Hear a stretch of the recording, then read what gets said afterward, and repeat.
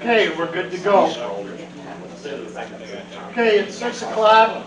I will call to order the regular board meeting of November 11th, 2021. If you do roll call. Yes, Chairman Beecham. Here.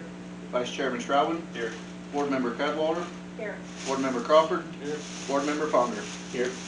Okay, before we go to approval of the agenda, we don't have this happen a lot, but it's Veterans Day. Our meeting is on Veterans Day. We actually have one employee that is a veteran, and you've seen some pictures. And Mr. Russo, if you would come up here for a minute.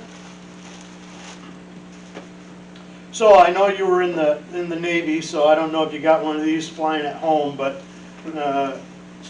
we got you this upside down, baby. A little Navy flag for you to fly at home. All right, Thank you for your service. Also, NREL, I was able to had some connections, and this is what they give. Thank you for your service to all their employees. Thank you, Perry. So, Thank you. again, thank you. How many years were you in the Navy? I got 12 years in the Navy, and then I've got a couple stats. okay, and then also just your family. Your daughter is you just said 15 years in the Army. Jumps out of airplane. And I tried to get an Army flag, but they were out of the Army flag. So I do have an American flag on that transformer, Steve, that the guys got me for my retirement. oh, yeah, It's on a pole.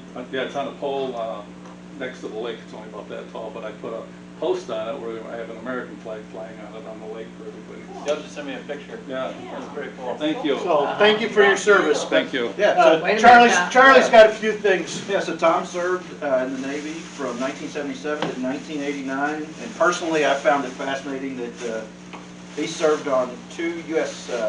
Aircraft carriers, the USS Midway, which is now a museum out in San Diego, which I personally think is very neat.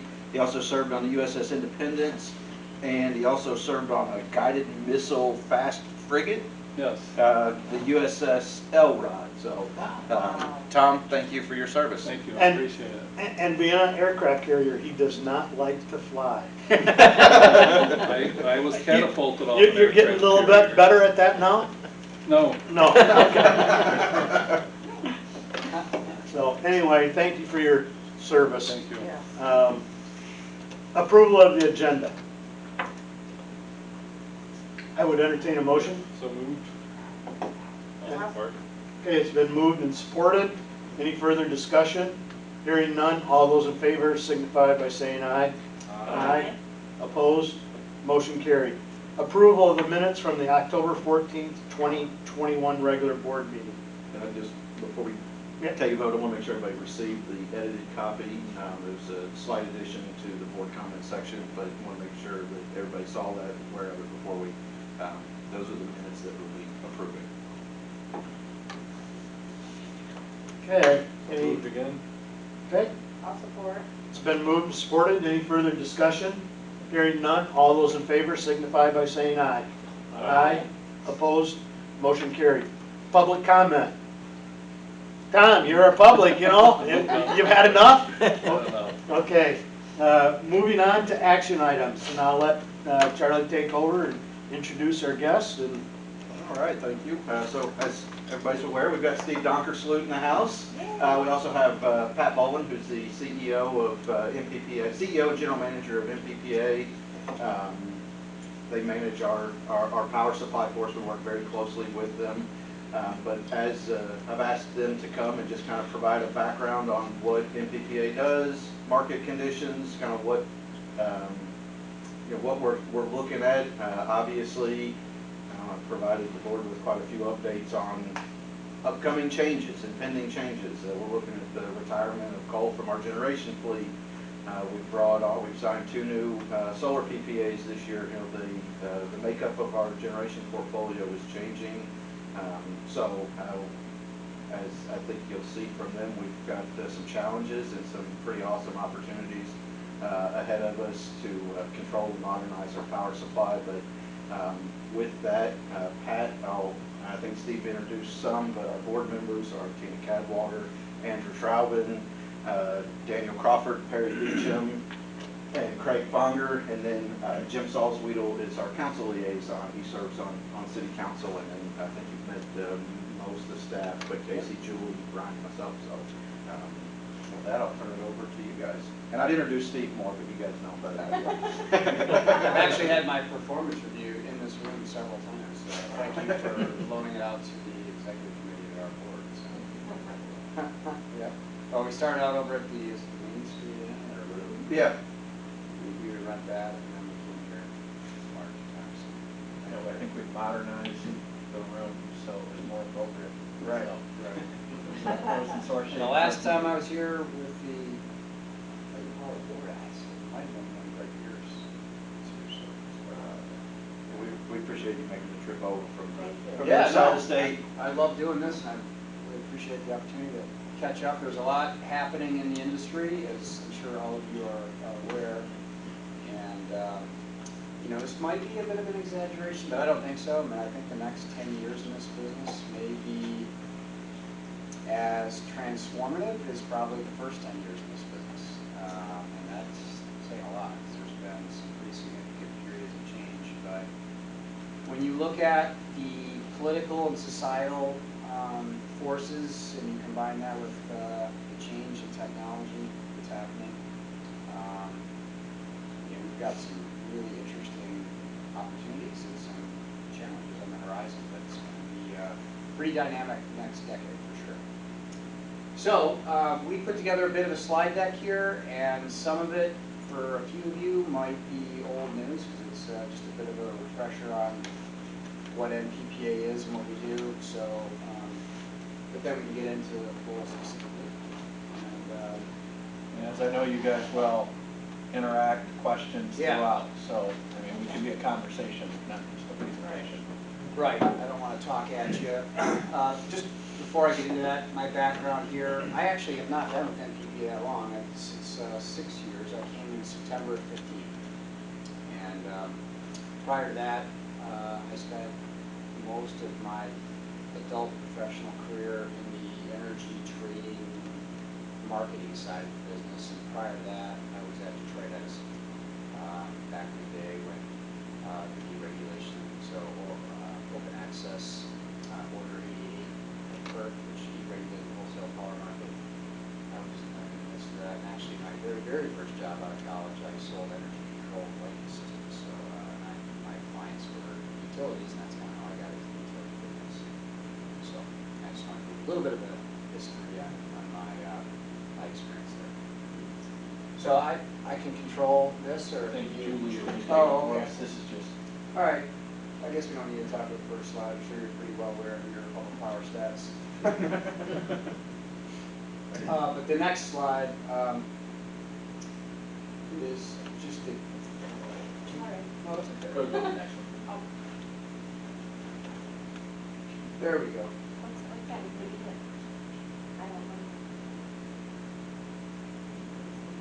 Oh, it's this is Thought maybe you wanted me to run it. Sometimes the PowerPoints are easier to put in view mode or That'll work too.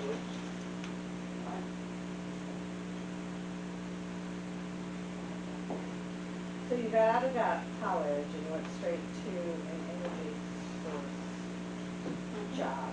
So what type of degree was that then? I'm just curious. Yeah, no, that's a great question. I know. So, I actually have a logistics undergrad. It was industrial distribution was my undergrad, and then I got a master's degree later in real estate and finance, which is what I was just curious. Yeah, no. Kids nowadays are going to college and they're, you know, how do you find your way there? Right. Interesting. Yeah, I think it was one of the greatest decisions I made was after college. It was, you know, I was spending a lot of time with utilities, and I kept hearing all these things about retail wheeling. That's what they called it back then. That's pretty fascinating. What is that all about? And I did a economics paper on it, and I just became hooked after that. So I thought, deregulate the electricity business. That sounds really cool. So Yeah, when I went to work at Trade Edison, and they were right in the middle of that activity, because in June of 2000, Governor Engler deregulated the whole state, which got changed. I think later with Governor Engler. So yeah, it's been a pretty fun time. So joint action agencies, I'm sure you're generally familiar, but you know, they really kind of sprouted up across the United States in the 1970s. And those of you that were around back then remember the oil embargo, and the cost of electricity was skyrocketing in the United States. And there's a heavy emphasis on investing in fossil fuels domestically, and mainly coal. And so what you saw during that time was a lot of joint action agencies were formed. And you know, if you go across the United States now, there's probably roughly 70-ish joint action agencies. They're really power supply consortiums. Most states that have a public power utilities have joint action agencies. And probably 80 to 85% of all public power utilities are part of joint action agencies. There are exceptions, because we've got the city of San Antonio, city of Seattle, Los Angeles. And they're 3,000 megawatt type utilities, and so they're sort of standalone. Most joint action agencies serve utilities that are like Lowell. Back then, particularly, there's no way you could go out and build your own coal plant or your own nuclear plant. So it was all about economies of scale. And so in order to create these legal entities, states had to pass enabling legislation. And in Michigan, that was called Act 448, and it was in 1976.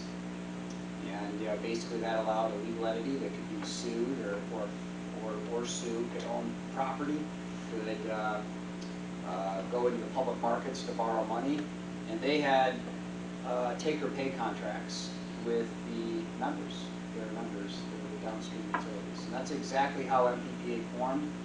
In fact, the conversation today, the foundation of MPPA was really just a very tiny staff, mostly accountants and lawyers, and they invested in 2 coal plants. One was the Campbell Unit Number 3, which was in 1978, and then a couple of years later was the Bell River Unit 1, and it became Unit 1 and 2. So the beginning of the agency was formed to invest in coal-fired power plants, and that was the cheapest form of electricity. So if you roll forward to the next slide here, this just gives a quick overview. 22 full members. There's 2 wholesale markets. Well, actually there's more than 2, but there's 2 in the Midwest. One is called PJM Interconnection, which is the old Pennsylvania, New Jersey, Maryland power consortium that expanded, became an RTO. And then something called the Mid-Continent Independent System Operator, which is actually out of Carmel, Indiana, called MISO. And it might be good to explain what an RTO sure. is. They're like an air traffic controller for the airline industry. It's probably the best way to analyze it or discuss it. They basically manage the electric grid. They were started by transmission owners originally, so really the efficiencies of the RTO is the same concept of the efficiencies that jointly managing utilities come from in smaller scale. You're basically dispatching generation over a very large footprint, and the economy, the efficiencies of joint dispatch over a very large geography brings lower power prices and coordination. Lowell and Power, we're part of MISO Zone 7. So MISO, I believe, spans 14 states and part of Canada. So it's a massive regional transmission operator. Just to put that in perspective. I see on the map there's one down in Cleveland where they provide power up to Lower Michigan, and it's right on the map. That's what that is. Well, that's actually a power plant that MPPA invested in 2012 called the Fremont Energy Center. It's a combined cycle natural gas plant. But it's actually located in a different wholesale market than where our load is. And that can take us down a rabbit hole conversation. Oh, that's right. Light and Power owns 0.2 of 1 megawatt, or has entitlements in that plant. Okay. It's a very small share. Yeah, so We serve members in both RTOs, so the southwest corner of Michigan happens to be in PJM, which is odd, but the reason for that is that there is a very large utility out of Ohio called ADP. And ADP is a monster utility, spans multiple states, and their transmission system had to be in one RTO, or at least that's the decision of their organization. And so when they joined PJM, everybody that was inside of that transmission system went with them. So the southwest corner of Michigan was a small utility state. It's actually called Indiana, Michigan. That's a very tiny utility that's part of its operating subsidiary. So we have 4 members down there. We also have a member up in UP, the city of Marquette Board of Light Power. But the rest of the members are in the lower Michigan area that Steve defined as Zone 7. So in MISO, they divide the, so you can physically move, power flows is a law of physics, right? The law repeats. So you can move power over great distances, but there's a lot of physical constraints to do it. And so these zones represent these constraints of where, power can reliably be delivered. So there's more utilities in Michigan. So is it advantageous to try to get like an Escanaba or other utilities to join MPPA, or is it ideal that you have 22 members and don't want to expand? Are there reasons not to expand, or are there reasons why other utilities that are in the state are not part of MPPA? No, great question. So right now, MPPA, our enabling legislation means that only public power utilities can be members. So we did change the legislation in 2018 that would allow out of state public power utilities and actually the province of Ontario to be members of the agency. But right now, we don't have any members that are not Michigan public power utilities. Yes, it is advantageous with some caveats. The advantageous side of it is that the more members you have, presumably you can bring more cost efficiencies, lower the cost of my salary, for example, to all of the members, spread over more members, the cost of having systems. So there's definitely efficiencies, but like everything, there's also inefficiencies that come with having too many members, and agreements, cooperation in the boardroom. Mutual direction sometimes can get, like we had a group of Indiana utilities that we decided, I think we both had a mutual decision, said it wasn't a good fit because they didn't really want to be involved in power supply decisions. And the way MPPA works is, we do a lot, but we still want Charlie to be aware and involved in the decision making. And we think that's a very important aspect of our design because we want our members to not be so dependent on us that they don't even understand the industry that they're in. And having an engaged executive team of the members we have sort of ensures that process. But the agency, the 22 board members, one comforting role that they play is that when there is a turnover at our members, which there's been a significant amount of it, by the way, over the last couple of years, incredible, that they look out for each other. And so even if Lowell, Charlie, God forbid, left the organization, there's 21 other members of that board that are really kind of looking after Lowell because they're looking after themselves, and their same goals and objectives are very similar here. So if we onboard other members and their goals and objectives are too disparate from the current members, then things can get tricky to manage. So how has the membership changed over 43 years? Like how many started? Yeah. Has it been more than 22 or 23? It's never been more, but it's always been less. Starting at 10, there's 10 members of Campbell. Right. And Bell River has 11, so I don't know the 11th one then. Well, I can tell you went to 13, so I went from 10 to 13, and then there was a period of growth in 2010, and then just recently, 2017, 18, another 5 members joined. So, yeah. Right now, because MPPA has the largest public power utilities in the state, as you can see from those statistics there, we're about 85% of the retail sales of all public power utilities, and about 90% of the generation. That might even be a little higher than that, but that's about right. I mean, Lansing's a big number, Nolens a big number. Lansing's the biggest public power utility state at one time, you know, like 20, 30 years ago. I think they were in the top 25 in the United States. That's not the case anymore. So yeah, we're there are 11 munis in the UP. 6 of them are part of WPPI, which is a Wisconsin Joint Action Agency, and there's some history for that. And then there's 32 joint action agencies and there's 8 that are not part of the joint action agency. And surprisingly, those 8 are tiny. Full conversation all to itself. They should be. Yeah. Joint action agency. Really, the industry, you know, I'm not saying this to like toot our horn, but because even if there wasn't a PPA, I think it's just in the public power utilities' best interest to be part of the joint action agencies to get that economies of scale and resource diversification opportunities. Just would be impossible for them to achieve that now. Okay, next slide. I guess probably the more important, this little graphic is sort of interesting. This one of these utilities, and hopefully I got a little. You do. Right. 1996. 1996.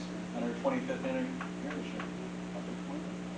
So obviously the members are old and been around a long time. But there's an issue there that I want to talk about. But on the side, those stats, that's pretty helpful. So we're about 300,000 customers, and then you can sort of see the breakdown of the residential, both count and sales for the agency. So yeah, there's been a lot of change, like the board members at MPPA, and just in the last 2 years, I think 50% of my board has changed, which is dramatic. Each utility is the board member. Yes, I was going to talk about that. But that's a great question. Right, so if you're a member, it's a democratic vote. So Lowell has the same vote as Lansing. The obligation is that if you're a full member, so there's 2 different types of memberships. You can be an associate member and a full member. So we have 22 full members. We have 6 associate members. So if they all became full members, we would be 28 full members. The associate members, I kind of look at it as like an observation deck seat, so to speak. You know, they come to our board meetings most of the time, about half of the day.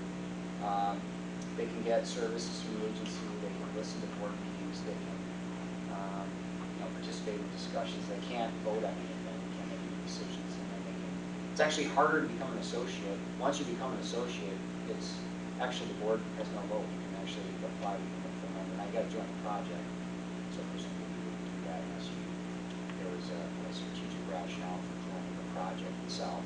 But the associate membership is where there's actually a lot of the work goes, but then when you want to transition to a member, it's actually a pretty easy process. So the next slide here.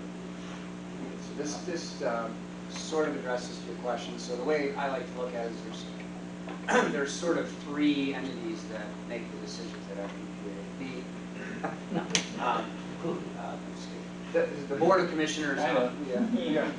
Well, my role really is to bring ideas and business decisions to the board, and it's their action decides if we go that direction. If I was a complete nutcase and I was coming up with bad ideas, the good news is the project committees have a lot of power too, because they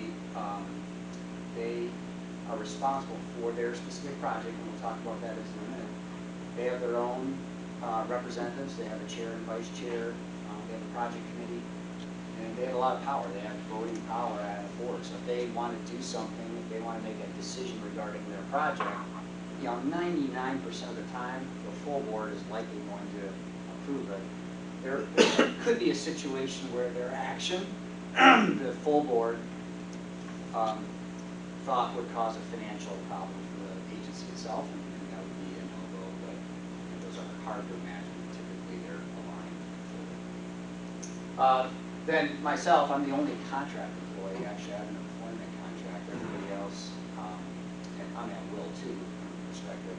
But my responsibility is to hire the staff. Now, if I was doing crazy things and firing tons of people and hiring tons of people, I have to get a budget for it. So I can't just run around and make massive hiring decisions. I have to get a budget for it. I have to put a business case together. So when you talk about decision making, ultimately it's the board makes the decisions to invest capital, to approve our budget. Myself and my staff are responsible for providing them that information, making those recommendations to them. And the project committees are responsible for their projects, which are how our agency is designed, which I'll talk about that, because there's two different types of joint action agencies. I think that's on the next slide. Sort of, yeah. So, so you can participate in the agency one of two ways: projects or service committees. And there's basically two different types of joint action agencies in the United States. There are project-based and what they call all requirements agencies.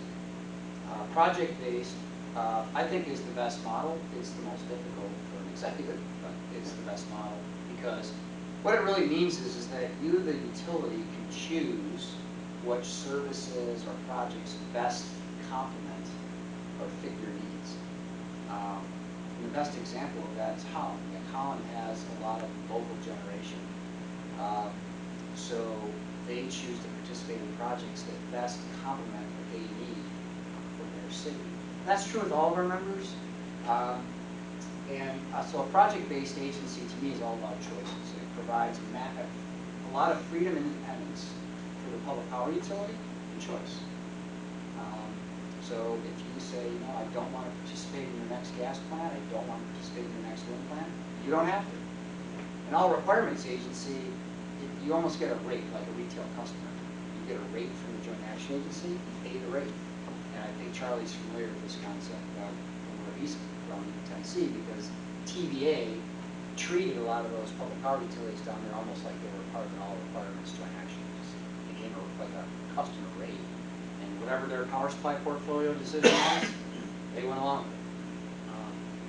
What's happened recently because of decarbonization and renewables, a lot of these all requirements agencies have kind of modified themselves a bit and become hybrids because they had some members that want to move at a much faster pace than the group. And so they found that the all requirements model doesn't work so well for that. So back to this, think of a project as a financial commitment to a contract or an asset. That's what a project is. We're actually either borrowing money and investing capital, or we're making major financial commitments to somebody through a contract. To do that, you have to be part of a project. There's some examples of that. The service committees are really administrative and operational activities that our agency performs on behalf of the members, but there's no financial capital being committed. There's no long-term contracts typically that are being executed. So it's either a service provided by our staff, or our staff is facilitating outside service provider. Yeah, that's my title at MPPA is Director of Strategic Energy Resources and Services. So historically, MPPA is primarily focused on power supply projects, but more and more we've seen that the utilities at the local level just don't have the assets, the financial wherewithal, subject matter experts, the staff to carry on and do the things they need to do to remain competitive and relevant. So we've had services at the agency for years, and they primarily been due to resource exploration, looking at various types of resources where they're not a project yet. Also regulatory compliance. I think most of you are familiar with energy waste reduction or energy efficiency. Also the renewable portfolio standard that the state set at 15%. So there are numerous types of things that have to happen to be, to be in compliance with the state. And all of those services, Lowell's contracted with the MPPA. So the MPPA has hired Franklin Energy. Franklin Energy has saved kilowatt hours here in Lowell. We've managed the voluntary green pricing program for Lowell Lake Power, the MyRex platform. There's NERC potential NERC compliance requirements, and MPPA monitors standards and participates in discussions and meetings, just to make sure you're on the straight and narrow. So there have been services that MPPA has performed in the past, but again, we're going through this tremendous change to a more distributed future where people have resources locally, whether it be storage, rooftop solar, and the end-use customer actually has a greater ability to participate in the wholesale market nowadays, where they can actually produce power and sell it back. You know, all these types of activities, members are looking to the agency to help them. You know, in the past, the distribution system used to be the utilities paid. Like, you manage our power supply, we'll take care of our customers, the poles, the wires, the substations. But because there's now this gray between the end-use customer and the wholesale market, and there's metering issues, interconnection issues, rate issues, and to analyze, evaluate, implement these things, it's just not efficient for the smaller members, or even the medium-sized members, to do this on their own. So MPPA this year, through a strategic objective, and actually just yesterday the MPPA board approved, we went through a deep dive of the service committee platform we have. We recommended numerous changes that modernize the platform and allow it to better scale for what we need to do in the future. And we added new services, specifically the DER, Distributed Energy Resources Service Committee. And we expect, for example, next year to perform a DER readiness strategic objective and actually go through the process of offering utilities solutions that they can implement and help them evaluate, implement, execute on those solutions. So more and more, we see that members are looking to the agency to help them with local problems, needs, solutions, etc. And it's one of the things the agency brought me in to do, and having the experience here with Light and Power for 11 years, meeting with end-use customers, running a distribution system. That experience is extremely valuable now that I'm on this side of the business, and I'm going to have to do that with 21 other members besides Lowell. It's amazing. Actually, the vast majority of MPPA staff has never worked at a municipal, and that hasn't been a requirement, and they're still very effective, but just due to the change in the industry and services playing a bigger role, that experience is really going to be beneficial in my position at the agency. Don't know if you have anything else to say about services. Yeah, I think in general. just the high level is the historic services, and still the services we provide, really kind of fall into two categories. One, I call them like one concentric layer ring around power supply. So it's usually like regulatory compliance activities. The other is oftentimes before we'll ever make an investment in an asset, we start a service committee, and that service committee is designed to do evaluation and analysis, and if it passes muster and the participants in the service committee want to take it forward, then it becomes an actual project and real capital is put to use. So that's been the history. If you go across the U.S. now, a lot of joint action agencies, as Steve was illuminating there, have taken a bigger step and started to support their members in more ways, in many ways on the other side of the meter. This utility here, you guys, the fact that you're all here today is a testament to your interest in your business, your engagement in your utility. You have a utility board. We actually have some, like Bay City's a pretty big city. They still don't have a utility board. And so these are the kind of things that if we work with MMEA, our state association, to help educate them on what an important asset the utility is to their community. And but unfortunately, public power has so many great things going for it, but one of the challenges that we've seen is just an underinvestment, particularly in resources and staff. And so that's kind of created this need by these joint action agencies to sort of step up and assist. On top of the fact, obviously, the industry is changing so dramatically right now. Okay.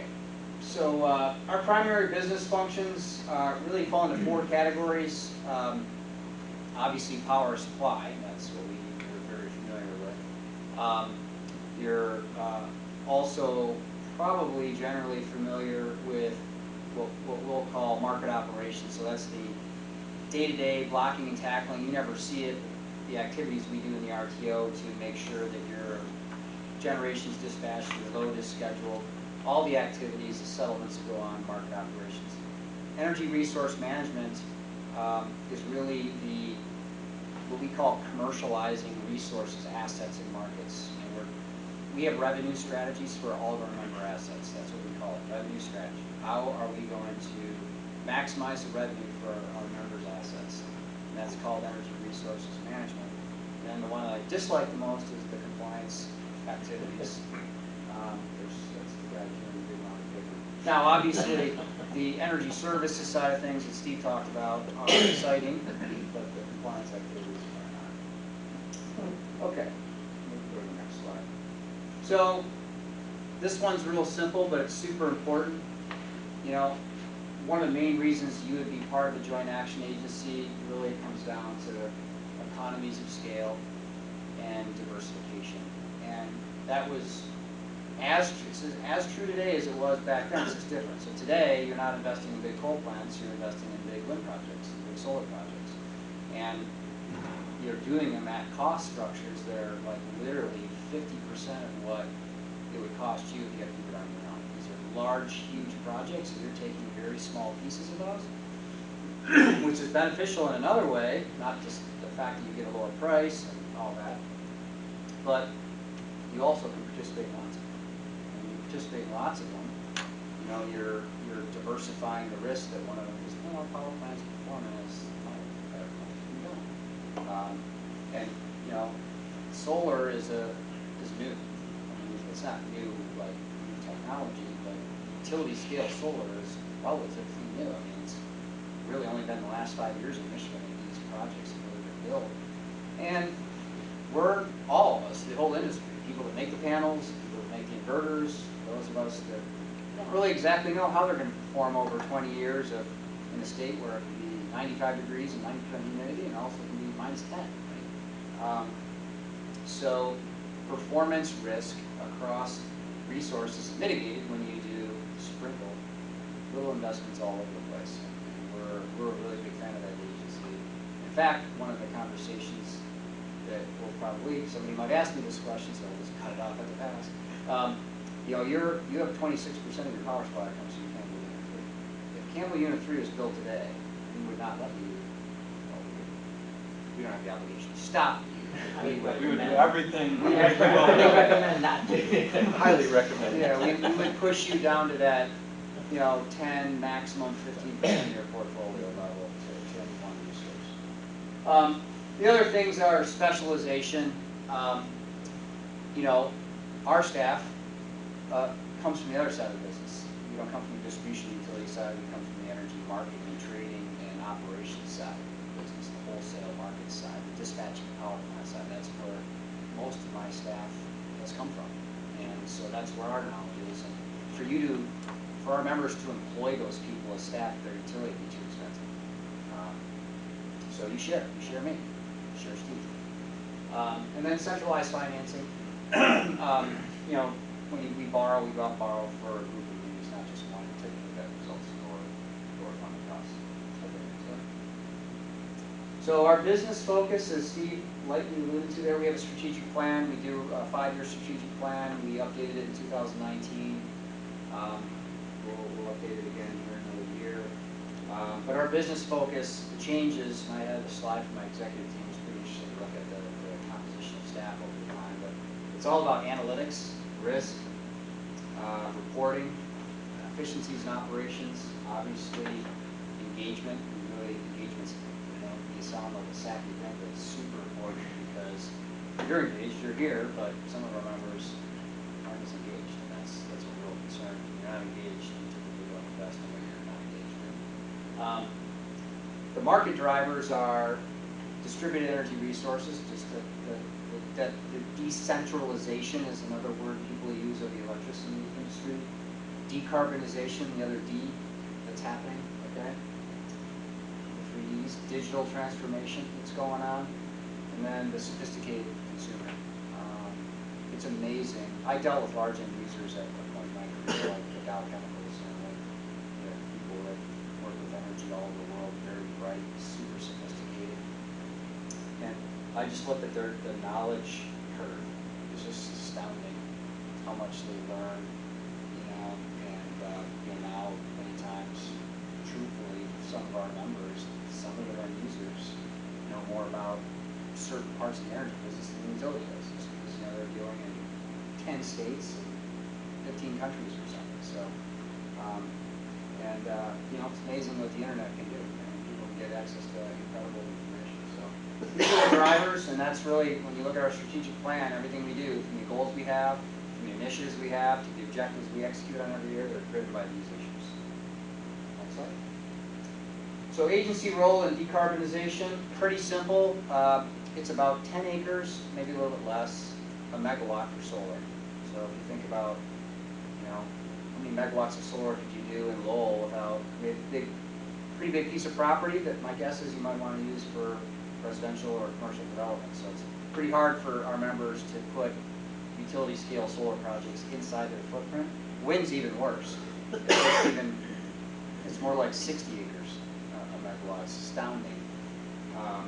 So these large scale projects just aren't conducive to behind the meter activity. So, you know, negotiating these contracts, they are highly sophisticated. We'd actually own them ourselves, but the federal tax subsidy. So there's an investment tax credit for solar, and there's a production tax credit for wind, and they're significant. So typically we have to do these power purchase agreements because embedded in these is these, I call it a giant amount of bankers and lawyers get involved in these deals. They always have to find a tax equity investor, and then the long-term investor, and the plant operator. So these transactions are very complicated. They take a long time to negotiate. So that's what we did.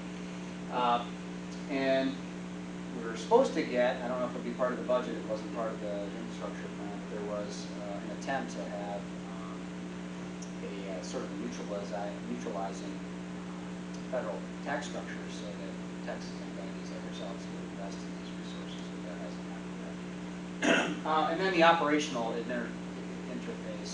I've talked to Steve about this. Even if someone goes out and does everything all themselves, just managing that asset in the wholesale market it's a daily responsibility. It's very complicated. Okay. So this is a pretty interesting pictorial. So if you go back to 2005, MPPA as a whole, I'm just talking as the aggregate, over 80% coal. The balanced natural gas, I think there was a little bit of nuclear, that was 3%, and that little tiny zip on the top was renewables, mostly local hydro plants people have. So here we are in 22, we're 24% coal, 43% gas, on average 21% renewable, which I believe is about where Lowell is. Market purchases, a little bit of nuclear.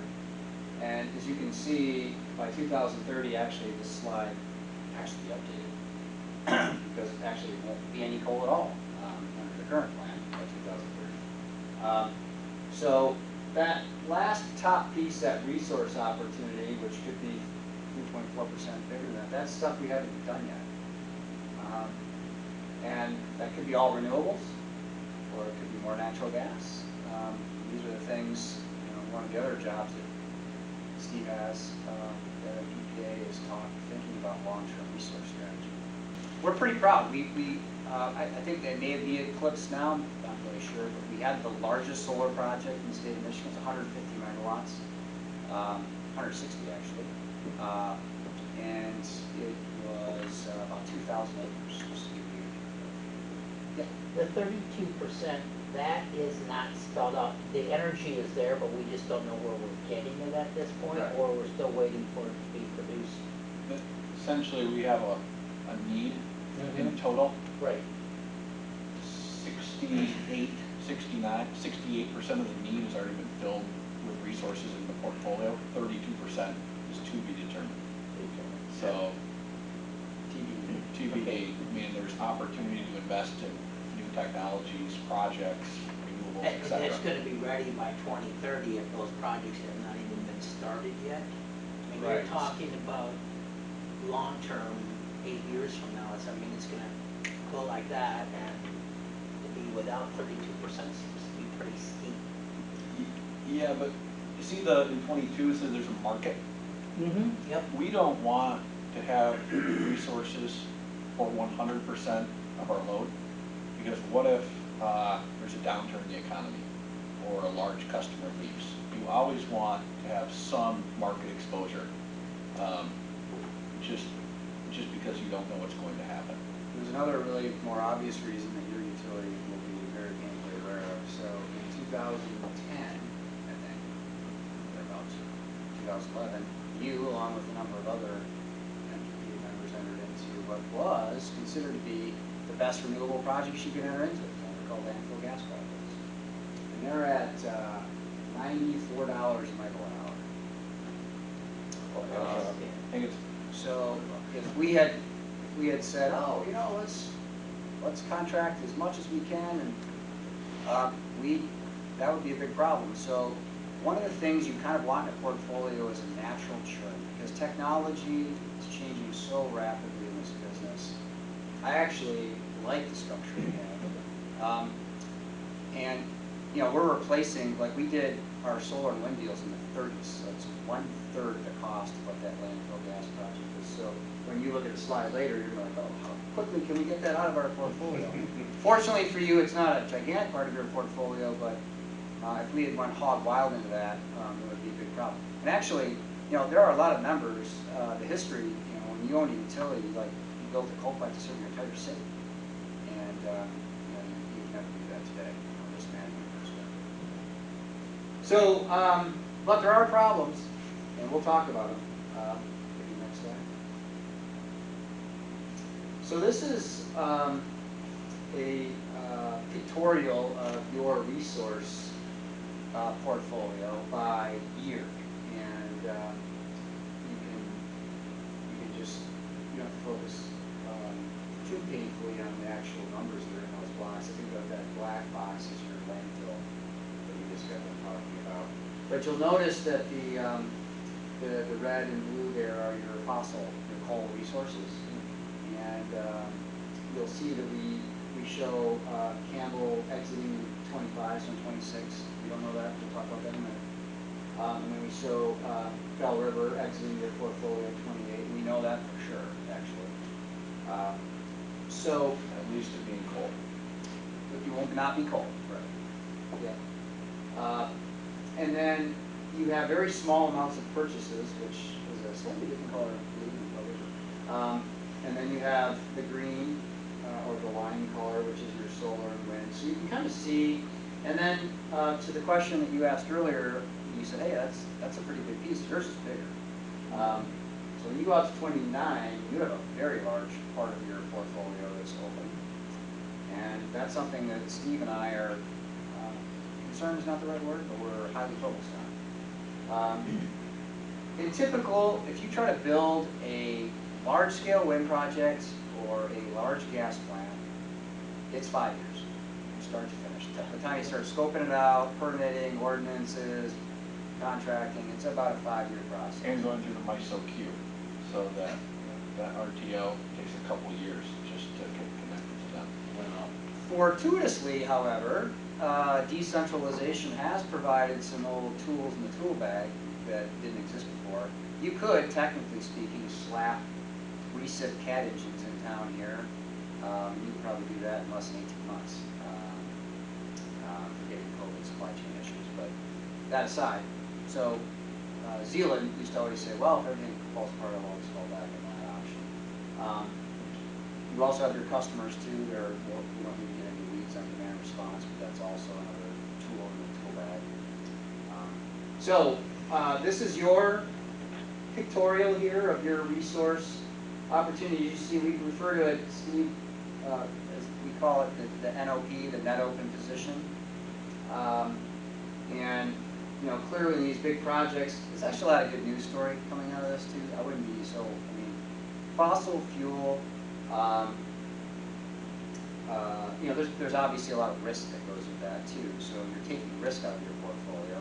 The biggest challenge that you have, and we have, the whole industry has, and this is what I started my entire conversation about this next 10 years is going to be the most dynamic of our lives, is because we're so used to the reliability in the United States. You go anywhere else in the world, nobody has reliability we have. Where does that reliability? It comes from on-demand electricity and a good transmission system. Well, if you take away these on-demand resources and you replace them with intermittent resources, that's a real problem. So we're all struggling with how are we going to do it. And the technology will win. We will survive. We will prosper, for sure. I think it's a matter of pace. Everybody's arguing about the pace of change. That's really, I don't think anybody argues about the direction. It's about the pace. And, you know, batteries, very interesting, starting to become real interesting. Probably not ready for prime time, although I'm watching California with all my eyes. They're ahead of us, for sure. We've been meeting with battery developers, looking at economics.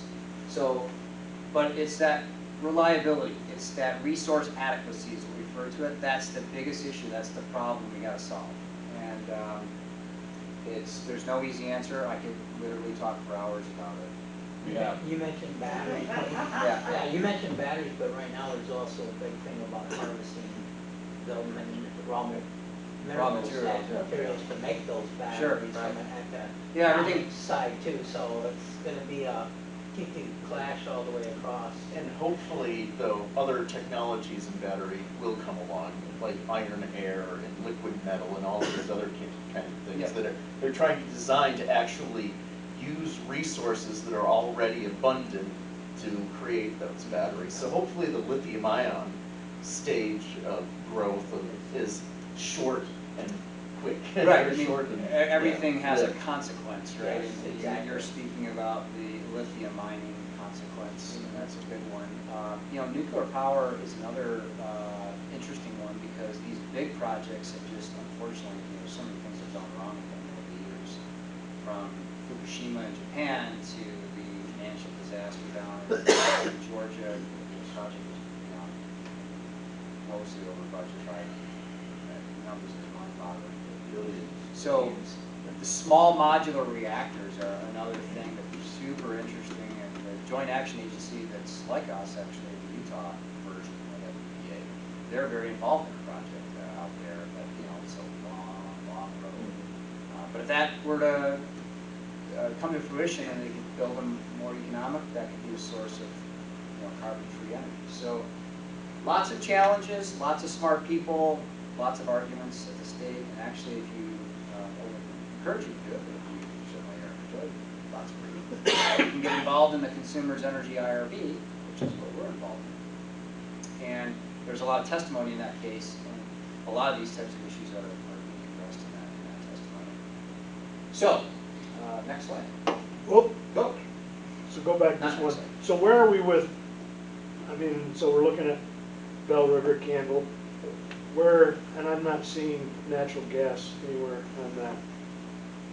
Is there, Yeah, you have a very tiny amount of natural gas that is barely visible because the color coordinated we use. It'd be a very small part of affect. okay, Yes, no, natural gas could be a big part of replacing that, for sure. And this is from an energy standpoint. Our natural gas investment is more on the capacity side, and the majority of our capacity comes from the two natural gas simple cycle units that we have at the energy center. That's a good point. Sorry, that's a great point, Charlie. This pictorial is volume, megawatt hours, okay. not megawatts of capacity.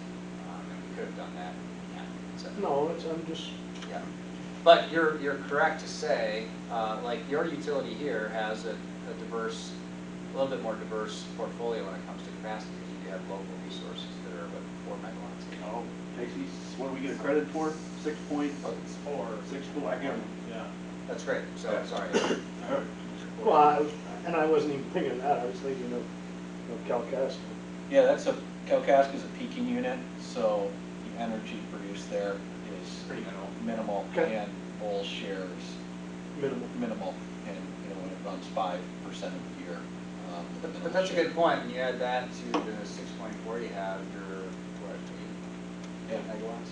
Yeah, shared a of your graph. total? Yeah, I shared a graph a couple months ago that was kind of comparing this on a less sophisticated level, but also looked at the capacity side of it, Yeah. just to visually show how different the makeup is of how we get our capacity accreditation versus where we actually get our energy. Right, and you don't get a lot of capacity accreditation for wind, so if you, just for math's sake, if you put a 100-megawatt wind project, the way the RTO's math works, 15 megawatts of that 100 is considered capacity accredited. Solar, right now we're getting 50 to 55% of the solar nameplate as accredited capacity. There's some risk that could drop over time with some new rules, but so you are getting actual capacity from solar. It makes sense, right? It's a resource that produces electricity at the right time of day when loads are highest. The challenge, though, is you have a capacity requirement. So everyone has a peak load plus a reserve margin, and that gets tricky, but you have a capacity requirement. So a resource that you own gives you energy, but also has a capacity value to help meet your requirement. And this is, yeah. If you said, you know, I'm gonna get to 100% renewable, well, you can buy a lot of megawatt hours of wind and solar, but that doesn't really help get you to your capacity need. So if you want to meet your capacity need just through renewables, you're going to have to buy more wind and solar, and now you have way too much energy to meet your capacity need. You're going to be selling energy into the marketplace back. It's very risky over time because typically these are 15, 20, 25-year renewable contracts. So it's a balance. It's not just an energy portfolio, there's a capacity portfolio, and they interconnect, but it's just not always that simple. Whereas like a coal facility, you know, you install 100 megawatts of capacity, you're getting 90-ish megawatts of capacity credit towards your portfolio. You know, it's a much higher percentage. So, and you know, the rules are constantly changing. Right now, MISO has a 1-year planning year, 12 months, June 1st through May 31st. They're talking about splitting that up into seasonal, 4 3-month periods, where every 3-month period there's a different capacity requirement and resources are accredited at a different amount. So it becomes really tricky and complicated, and the rules are ever changing. So you have to balance both. You can't just focus on energy. You need that resource adequacy and reliability, as Pat was talking about. Well, there's also state law. So in 2016, Public Act 341 was passed, and that mandates that all load-serving entities in the state of Michigan have to file a 4-year resource adequacy plan. So by rule, we have to submit a capacity demonstration filing 4 years in advance. Okay, better get rolling here. I don't want to take up too much of your board. Well, our board meetings usually go 4 or 5 hours. so- Okay. Well, just make sure you poke me. So this is a pictorial of your renewable percentage, which is actually pretty high over the next few years. State law said you had to get to 15%. I don't know if you realize, but the law sunsets this year. Yes. Yeah, this year. And there's no replacement. I mean, I don't think when the law was passed, the intent was you go to 0, but technically the way it's read, you could. Now, as a matter of practice, as you saw earlier, on average, our members are around 20% renewable. You're a bit above the average, at least for a period of time. You see that drops off, and that's actually a good thing because that's your landfill gas that is dropping off at 94, probably 100x. It'll be over $100. It'll be $100 a megawatt hour at that point, unfortunately. To put that in perspective, again, Lowell Light and Power sells residential energy for 12 cents a kilowatt hour. Landfill gas is costing 10. Yeah. You know, King Milling, their all-in cost of power is less than 10 cents. And that includes staff, overhead, distribution system. That 10-cent power is 333% of the market today. Costing a lot of money. It's a very small percentage of your portfolio, but it's tens and tens of thousands of dollars Well, extra. and that actually goes to the point that I will keep emphasizing, and I emphasized it earlier, is it's better to be small bites, right? Because even if you get it totally wrong, market completely changes on you, that small investment's not going to sink the ship. And people really get in trouble is they make huge commitments to something and it doesn't go well. And then it just, you know, really. And it's not like Lowell was just acting alone. I mean, this was many members all over Oh, have they did. invested in these things. So it's not like Lowell made a fool. At the time, it was a great decision. Well, wind projects back then were $120 a megawatt hour. People were getting approved back in the 2008 timeframe. So People have done it with hydro. I mean, it's just, you know, you do what is best here and now, and you mark the market against the future forward curves, and you take small bites at the apple. So one of the challenges that I think Steve referenced is on the next slide here, that this is one of the tricky aspects of, so in Michigan, for reasons that are, we can speak for hours about, but we don't have time, wind was the main form of renewable energy in the state, all the way up and through like 2016 timeframe. And I think we have the record for the last wind project. Consumers might have got one in just about after us. We went through a 6-year process, litigation out the backside, and eventually came online in June of 20. It was called the Pegasus Wind Project. And there was massive amounts of litigation. There's a $600 million transmission project that was built. It's called the Thumb Loop. And it was supposed to have 5,000 megawatts of wind, and it has 1,200 megawatts interconnected, and it stopped. 12 of the 15 counties in Michigan with the best wind regimes all have ordinances to make it impossible to build wind. So it's pretty tricky. There's no wind development in Michigan. Well, actually, there's one potential project up here that's interesting, but I mean, even up in UP, the last one got shut down. So something's got to give there, so there's no wind. So what do you do for renewables? Well, right now, the only other viable choice is solar, and they've been great. We've done some great solar projects, but MPPA's executed 5 solar power purchase agreements in the last 3-4 years. But if you keep doing them, that was the only thing you ever did, and you couldn't do anything else. If you just think about it for a second, when do they generate most of their electricity? Obviously during the peak hours of the day. And if you're trying to meet an annual goal, percentage goal, but you're getting it only during certain periods of time, you end up getting this problem. And this is called duck curve in California. You might have read about it. So basically what happens is that there's more energy than there's load at certain times of the day. And this is where batteries are needed. Because without batteries, what ends up happening is you end up selling off chunks of the energy that you invested in. And typically, if that's happening to you, it's probably happening to everybody else. That means the prices that are happening at that time of year are probably very, very low. So you're buying high and selling low, which is really. It's even gone so far in places where it's gone negative. You might wonder, how is that possible? The transmission system is congested, so you have to pay to get rid of the power. Now, MISO, this next year, has dispatchable intermittent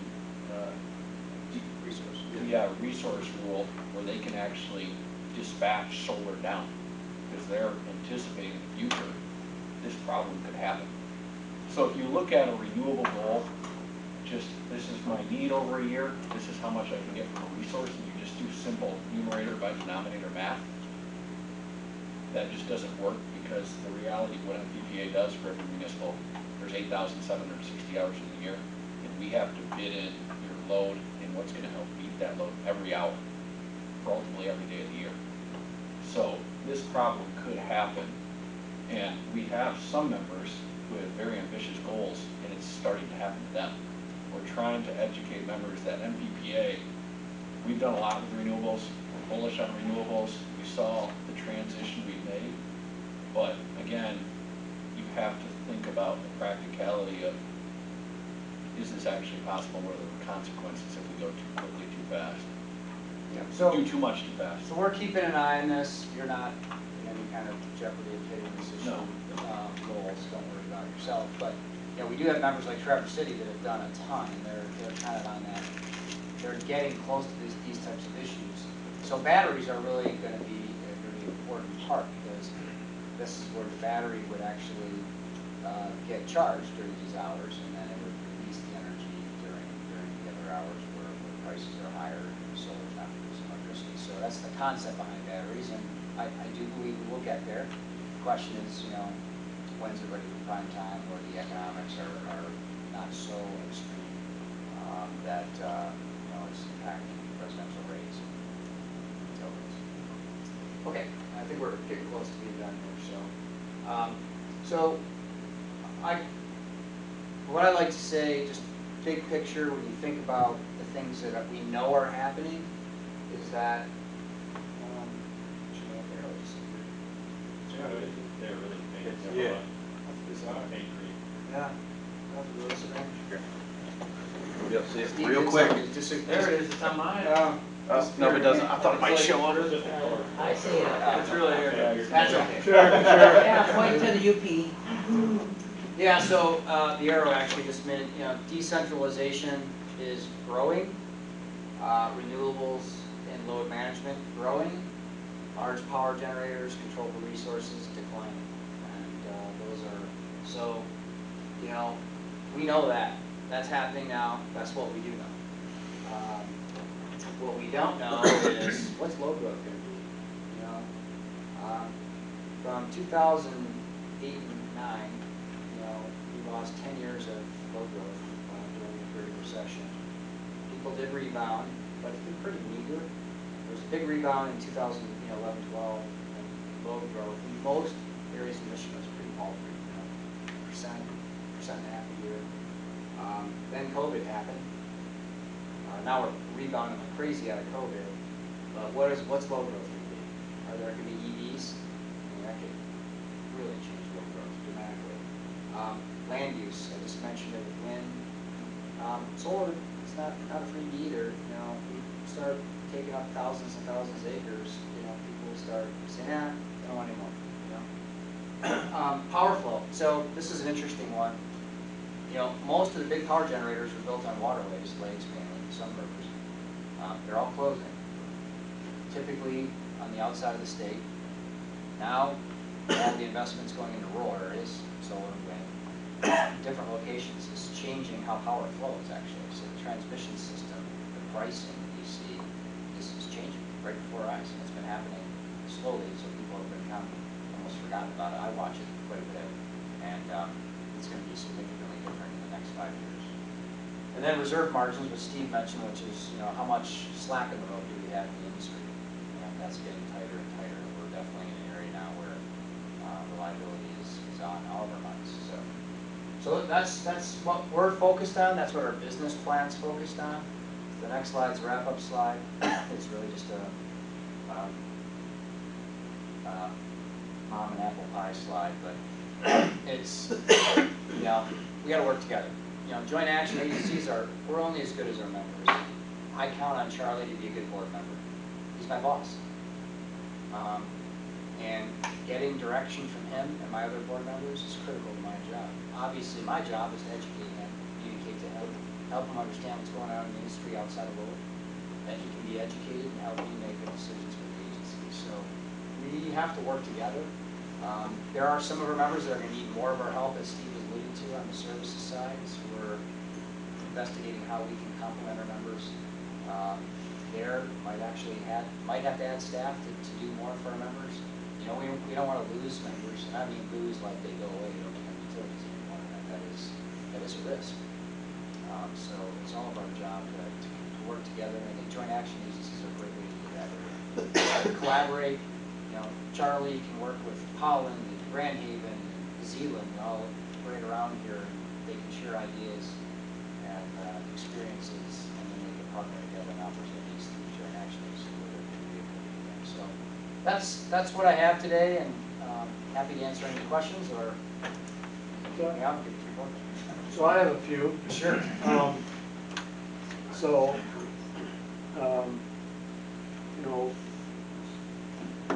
Lowell, one of our goals is to be a premier utility.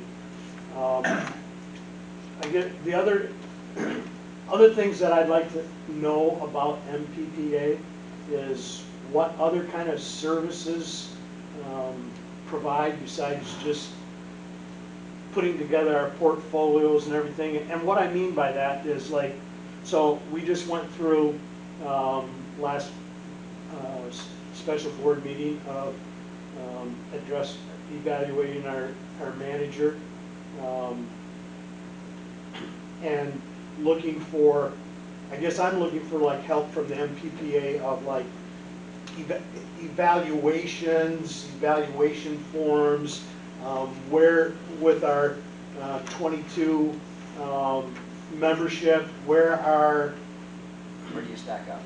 where do we stack up? Where are we with salaries of our office, with salaries of our linemen, our management, so that we can make, as a board, make sound decisions and not always just flying by the seat of our pants. So those are some, Yeah, in a awesome. nutshell, some questions of what other services does the MPPA provide for our memberships? Yeah, fantastic question, and I got a lot of answers, but I'll just give you a couple, just piecemeal there. So to your first part of your question, so we have actual activity inside the agency. In fact, Charlie's probably been hit up by our staff on this a couple times. So we do a credit report card.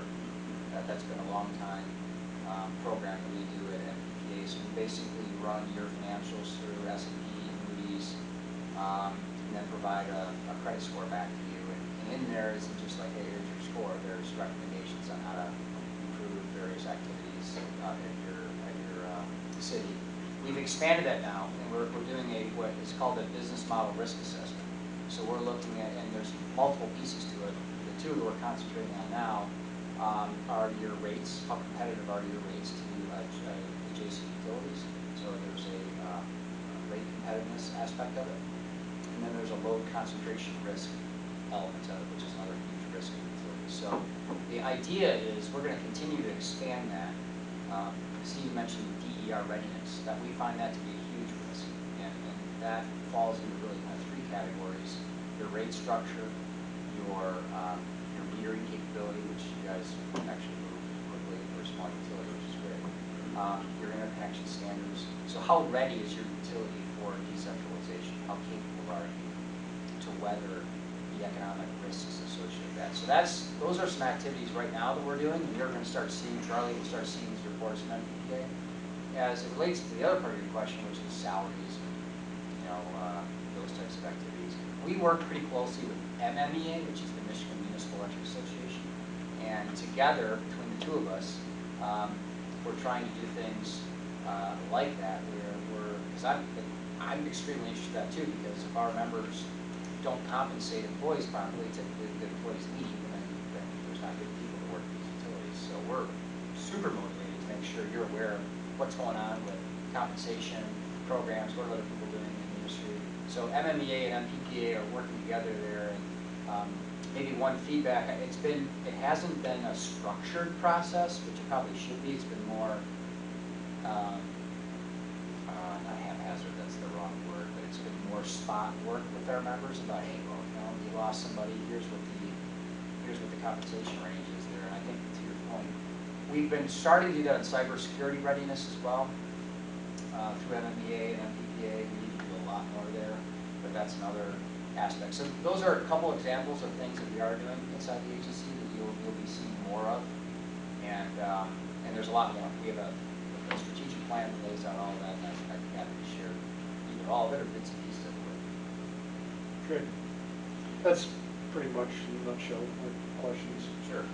So, currently, you guys are dealing with stuff that I kind of dream about it, and I asked Charlie for our distributed generation policy and how that works, and he sent me everything, and, I'm reading that, and I'm thinking to myself, well, okay,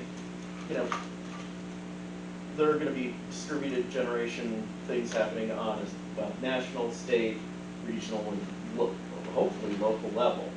And then on the local level, it's like, well, how much of that distributed generation do we want to encourage our customers to do? That sweet spot where we benefit from them doing that, and it offsets like further growth and development of our system, and how much we do on our own again, that sweet spot where we benefit from, you know, having a series of battery packs that Sure. are, you know, Awesome question. yeah. Two great questions. I mean, a lot of it comes down to rate structure. Mhm. By someone having, say, solar on their home, they are benefiting the utility because the utility could ultimately save from an energy capacity and transmission perspective.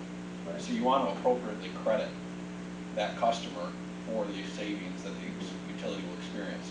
And Lowell Power does have a net billing rate that reflects that. Right. Now, at the same time, they are going to be using your system to either, you know, power their home when that resource isn't operating, or when it's producing excess power and they want to sell it to Right. someone else. Right. So a huge core part is the rate structure. And if the rate structure is right, theoretically, you should be indifferent to whether or not somebody does something or not. But then, if there's too much of it, you know, the size of your circuits, you know, it becomes. Influence things to a certain degree. I have, mean, you I know. have a strong personal opinion on this. I think that, you know, when you own a manufacturing facility or you're not thinking, how can I be a utility?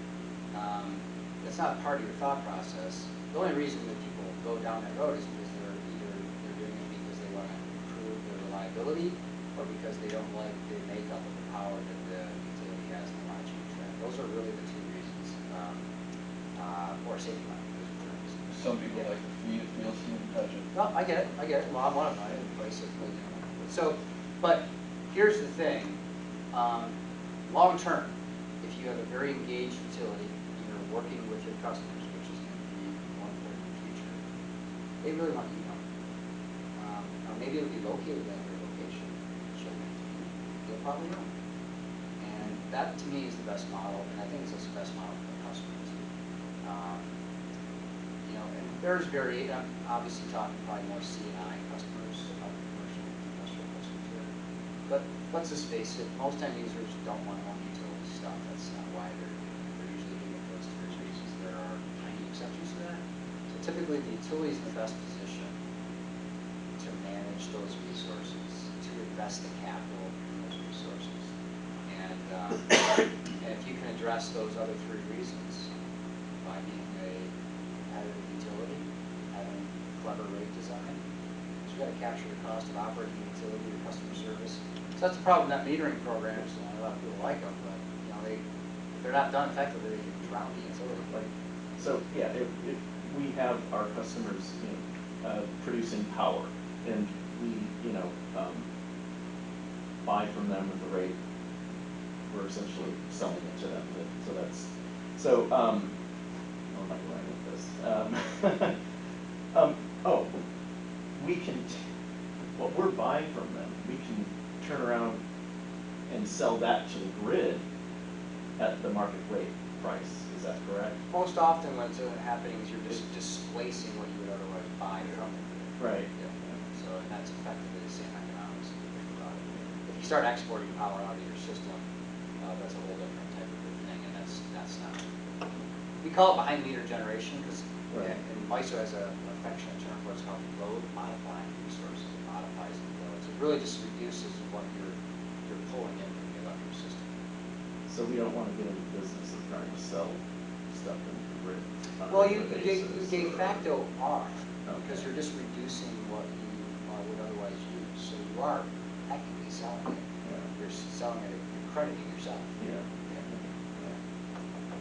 So essentially making our own system more efficient, Right. because we don't need to bring so much in, so the system can be sized a little smaller, Right. because we're kind of buffering it in small places. Yeah, I mean, having local power supply, as long as it's economical, is actually a good thing, because it's a more resilient local utility, right? Yeah. No question. In this case, you mentioned here earlier, having those local resources, if there was a major electric problem outside of your system, you know, you can fire those puppies up and probably conserve, you know, half your city. Ish. Anything less than that. Well, you know, the point I'm trying to make is at least essential activities in your city. So there's a counterbalance there, right? Because typically smaller resources don't have the same economy of scale, so more expensive. So gotta be an economic and reliability strategy, but as decentralization and technology continue to change that paradigm, right? Then, local decentralized activities probably become more common than less. Does the MPPA ever work with other JAs? Larger projects or other? Yeah, so that project that you asked me about at the very beginning, that was located in Ohio, that's actually majority owned by another joint action agency in Ohio. And we own a very small part of that, so that was a cooperative arrangement. There's another smaller joint action agency called Michigan South Central Power Agency. They're actually cold water. There's only 5 members. We have been sharing some staff with them, although that's kind of died off recently. But we've explored opportunities to work on projects with them. Steve spent actually his first 3 or 4 months on the job. I stuck him on a project that was exactly that. We were trying to, we ended up not doing it, but that was a project that we were working on. A lot of times it's picking up the phone, talking to our CEOs, what are you experiencing? There's a big APPA puts on what they call the Joint Action Conference every year. It's in January. That's a really good one for me to go to because I get to meet the other executives from the joint action agencies and their hosts. They all have different I'll be issues. attending that meeting actually, so. Yeah. So it's also interesting, like APPA has, on the services side, they actually keep track of what services each joint action agency provides. And so you can see how you stack up against others. And that's not to say more services are necessarily better, but you can see if there's trends. And we have seen that, WPPI, for example, in Wisconsin, they perform billing services. They actually bill for their members. But they're the all requirements agency that I mentioned earlier. And so if you think about it, when you're an all requirements agency, it's natural that you'd be providing a lot more services because again, your members are probably a get away from you. So they're probably expecting, well, if they're getting a rate, you might as well be managing my rate. So there's all these other things that naturally go. The origins of this agency was the members were very independent. And some of them still are. There's a lot of independence mindsets within our agency. I actually think it's a good thing. I mean, it can be very frustrating for me at times because I want more cooperation, but overall, I think our board is great and they cooperate well together. I think the project-based model, in my mind, is still the best because it does give you, the member, choice. That's the best. It's the best model. I've lived, like Steve alluded to, I've lived the other world. You have no control. Yeah. If you don't, it doesn't matter what group comes knocking on your door asking for something, you have no control. That's how it is in TVA service territory. TVA has all requirements contracts with all their utilities, and you have no say at the board table. You have no control over where your power comes from. So it does remove an element of local control by going to that all requirements structure. And I think one of the biggest aspects of public power is local control. The fact that the 5 of you decide what's best for this community, and you live in the community, and you know the community better than anybody located somewhere else. Lansing, whether it's politicians or an all requirements joint action agency office, there are benefits and things that you can overcome some of those challenges, but the idea of having that level of control here is something for me that's been very interesting to see. Right, if the joint action agency, if MPPA has a project that we want to go for, I got to sell Charlie in the benefits of it. He's not just going to join anything. Conversely, if Casey wants to expand local power supply, he's not going to ask me to do it. That's a local decision. So I think it's the best model. Really, it's a kind of a healthy tension as well, and it creates an environment where our staff, our joint action agency really has to prove it to you. That makes sense. Otherwise, you don't do it. Any other questions or comments, concerns, proclamations?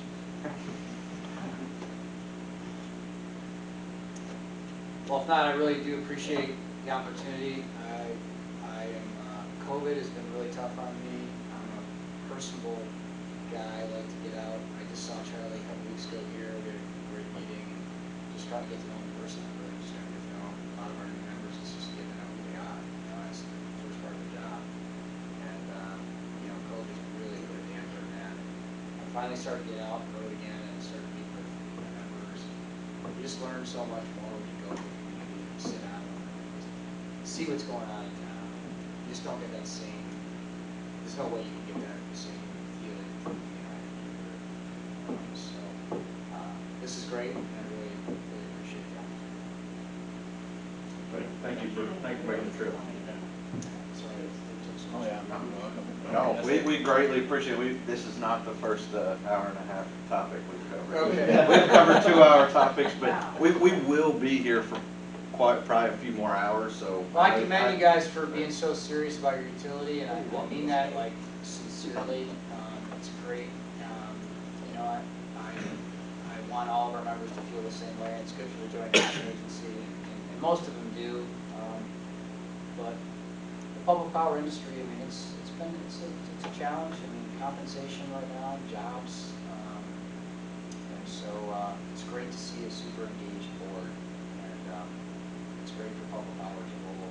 And if you look at the National Association, MPPA, that's like their main driver. It's all about engagement. So great to see. Well, Okay. go ahead, Tina. It is, I do have to say, it is comforting that when you made that statement that when that Steve brings to your table, us in the back pocket, or us with him, in the back of his mind, and we have what, the 23 other that we're talking about, that they're bringing their cities to the table, and that was comforting because I hated to see Steve leave us. Sure. You got a great guy. We do, Yeah. definitely, Yeah. definitely. You're not gonna get that. Yeah. Well, and I know. Yeah, you guys already, what? It's gonna be a nice fight. You guys already get a position, by the way. We but did? I- Oh, well, no, that's good. What He's was that? more engaged. So, and but you want that, definitely. actually. Yeah, 'cause we definitely want great people that are youth better members. And so it has to work out. And with Steve particularly, I mean, it was a multi-year kind of just introduction to the agency. We finally created a position, and you know, he applied for it. Others applied for it. He wasn't the only one. But yeah, I hear you there, and I take that very seriously. Well, public power in Michigan won, so they brought in some talent from the south. That's I had to go all the way to Tennessee. I only understood about half of what I said in my interview, Well- but still, I talked long enough that there was enough good words that they understood. He actually put it in his a sentence. evaluation, he did bring up that our interview was 3.5 hours long. At least. You Plus, know, plus another hour at lunch. We, and I'm not saying this just to, you know, butter people up or anything, I'm dead serious, like, when I had met Charlie, Steve said a lot of great things about him, and I just learned about the process he went through to hire him, and I was like, wow, that is awesome, like, I wish, you know, some of the other small. Send everybody else to us, we'll show them how it's Okay. done. No, that's We great. have had great success in hiring in Lowell. I mean, we really have from linemen to Casey. I was gonna say, we got 3 of them down there that are awesome. Yeah, right, exactly, having Wow. good Rock succession and good Top, people, top, I mean, top. that's I'll say. where it all starts. So, I would say that the MPPA has our support as a board and a community. I see where the value is. You know, Steve's shared, not horror stories, but I know that both of you had to go out and try to convince, there was some, again, I don't know who they were. Sure. But wanted to go out and do their own solar thing or whatever, and it's like, you know, and you couldn't comprehend a small utility trying to go out on their own and not take the advice or not be a part of the bigger picture of the MPPA. So, Right. you know, so I'm just saying, you know, that you've had our back, we have your back, and it's just mutually beneficial, and anticipate it in the, like you said, the next 10 years is going to be phenomenal. and Yeah, we need each We're other, there. I think is the best way to say it, and that's, I think what you're saying is great. You know, the more of us that are working together will come to better decisions and will reduce the risk. The last two solar PPAs are a testament to what MPPA is capable of doing. I don't know if they officially stack up as some of the two lowest purchase power prices for solar contracts in Michigan. Right there, for sure. There's still some hurdles that I'll touch on at the meeting, but it's COVID related, supply related. It looks like we're fortuitous timing, I guess you could call it, on some of the stuff, but you know, the quality of the deal that the residents of Lowell are going to benefit from really came from their ability to negotiate at a very high level, ability to navigate extremely complex processes like Matt alluded to. So our residents are winning and benefiting from activities happening in Lansing and on our behalf.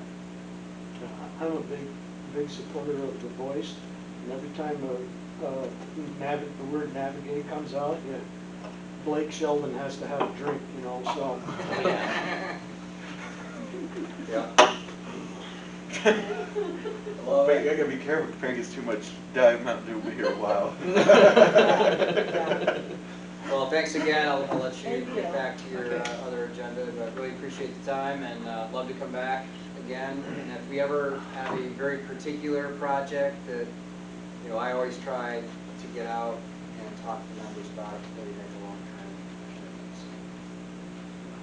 commitment. With that, you're welcome to head back towards the east side of the state if you'd like. Steve, if you'd like to see your kids tonight, you're welcome. Have them out before they're in bed, so. So you just soon stay here another half hour? Is that what you're trying to say? Good, watch as much. Not with Steve, not with Steve. He's got his girls. Okay. Appreciate you. Thank guys. you. Thank you. Thank you. Thank you so much. It's good seeing you. You gonna hang out with us, Tom? Yeah, it's like the first time I get to skip out. Yeah. Must feel really good. Oh, Peter after, you know, somebody Yeah. feels. Thanks, Charlie. Appreciate it. Yeah, absolutely. Safe trip back over. As far as the state. Exactly. Daniel? I got a daughter that's over here, so. Yeah, Perry? See ya. Good to see you. See you guys. Take care. Need to have some good food. Thanks, sir. Good presentation. Thank you for your Okay. Yeah. I heard you make quite a mean meal. One day. Thank you. Appreciate it. Chat soon. Thank you. Tom? See you, man. Okay, let's move on to adoption of the new electric rates. All right, for a lot of the board members, this will be a very Groundhog Day-like conversation. So, just a second there.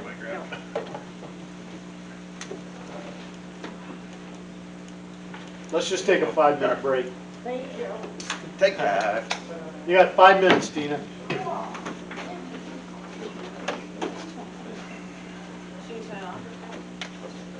Funny how, No, because we're not in closed session. When We are still in open session. discussing today about MISO, negative power prices. It says easy open, but I can never get these things easy open.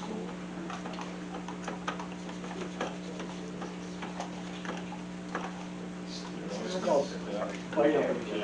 I got it.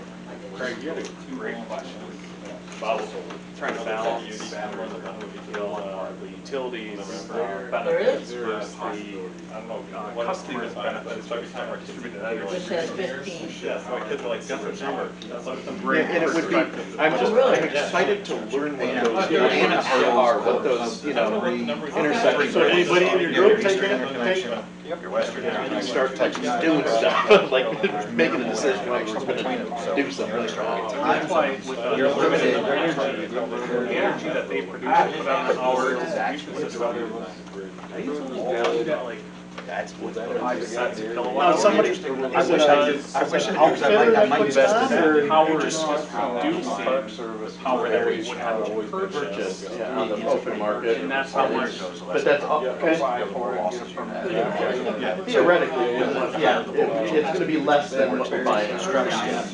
Yeah, so that's why, that's what it would The take. value, Because, the value Yes. of the power they produce and the power they consume, there's. yes. I think our That's all we That's why, That's what you know, they're you're running into.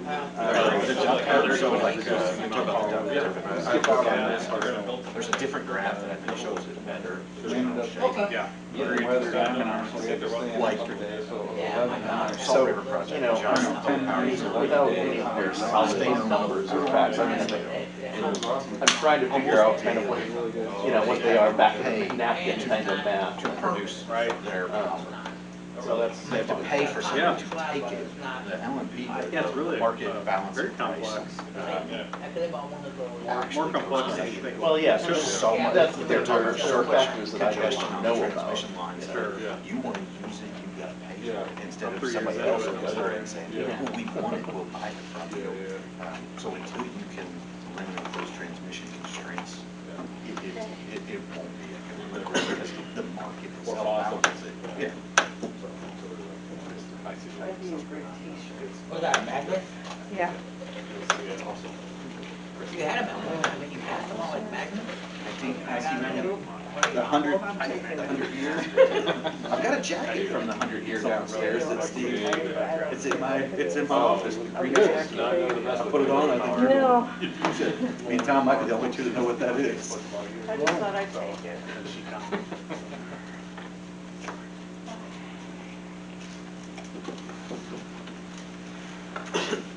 Okay, we're all back. Let's go adoption of the new electric rates. All right, so as I mentioned earlier, this is should be a little bit of a Groundhog Day moment. Most of this is just continuing on, but in 2017, Mark Beauchamp presented the results of a cost of service study to the board. At that time, the board agreed upon a 5-year rate action plan, or saw a 5-year rate action plan. And in subsequent years since then, the board in November-ish, towards the end of the year, has adopted UFS's recommendation. We are in, this is year 5. Again, it's a base rate increase of 1.45% with a bandwidth of 1% per rate class. One of the things that I'll highlight this year is part of the motivation with the original rate action was to fundamentally or philosophically change what we were collecting for. And the board adopted a cost of service based approach where ultimately UFS determined the marginal cost to have each individual customer on the system, essentially what's their burden or what's their responsibility to the overall grid to help minimize, or the overall utility to help minimize subsidizations across classes or within a class where you're collecting volumetric costs through, or you're collecting fixed costs through volumetric charges in kilowatt hours. You run them, you get misaligned in how you incur costs and how you collect those revenues for those costs. So this year, again, the recommendation is to follow UFS's recommendation for year 5. Like I said, one of the things I'll highlight is in the agreement. Julie, if you will please go to page 4 of that. Yes, 1 more. So this is different than what you've seen in the past. In the past, you've seen multiple options at the residential level because we were making up so much ground in the cost of service piece of it. Well, last year the board decided to take the cost of, or the customer charge to the full cost of service identified in that initial cost of service study. So we're not making any recommendation for an update to the customer charge. We will pursue a cost of service study again next year that will determine a new cost of service study, or a new cost of service amount, and we'll develop a 5-year rate plan from that. But if you'll go up 1 more, please, Julie. Other way, sorry. Sorry, back to page 3. I understood. Up can be Right. no real point of reference. That's my fault. Yes. Past your interview? Yes. Actually, yes. So here's kind of an overall summary. As you can see, that's at overall 1.46% increase, and how it's distributed amongst the different rate classes. Other than the residential, the other rate classes, we did modify various components. We did, for example, like the GSD 222, there was an adjustment to the demand charge. There was an adjustment to the customer charge, but there was actually ended up being a reduction in the kilowatt hour charge. And again, that's just further alignment of how we incur costs and how we collect revenues from our customers, and just bringing that additional alignment between cost causation and revenue collection. So be happy to entertain any questions, but again, my recommendation would be to adopt the rates as outlined in the proposal by UFS and to continue on with year 5 of a 5-year plan. For those that, like Craig, that are new to the board, what we found was certain groups of ratepayers were subsidizing other ratepayers in their cost of living. And there was a few of us that wanted to just rip the Band-Aid off and get right to the full amount. And that's where Steve or other wiser person kind of reeled us, some of us, back in and said, you know what, let's just do this over a 5-year plan so that people don't feel a huge hit, and that's what we did. So this is just kind of a continuation of that back in 5 years ago, what we knew to be true, and so. And I think you bring up a really good point there. Just from a philosophical standpoint, there's different approaches to rate actions. There's wait and make larger incremental, or larger single moves, and then there's an approach to make smaller moves on a more frequent basis. I have been in positions where a lack of understanding from the customer side, certain societal pressures have prohibited or created major barriers to taking frequent incremental steps, and it ultimately results in large chunks being in significant bill impacts. And those, while they happen less frequently, they are much more turbulent to navigate through. So in general, a pretty sound approach is to take frequent, smaller bites. So you manage bill impacts. You also manage customer expectations. You manage staff workload. Because if there's a significant bill impact, I think Julie would agree that they can tell just by call volume. So if call volume's going up in that interval, it's taking their time away from something else. So it creates a more consistent, steady approach that, in my opinion, results in a more palatable change process over time. So I think I only bring that up because we've got some time of use stuff coming up. We've got a cost of service study coming up next year. So just because we're in the last year of this plan, that philosophical approach will continue to carry through in subsequent plans. Any further discussion? If not, I would entertain. So I'll move to adopt the rates outlined in this presentation. Okay. And do we have support? Second. It's been moved and supported. Any further discussion? Hearing none, all those in favor signify by saying aye. Aye. Aye. Opposed? Motion carried.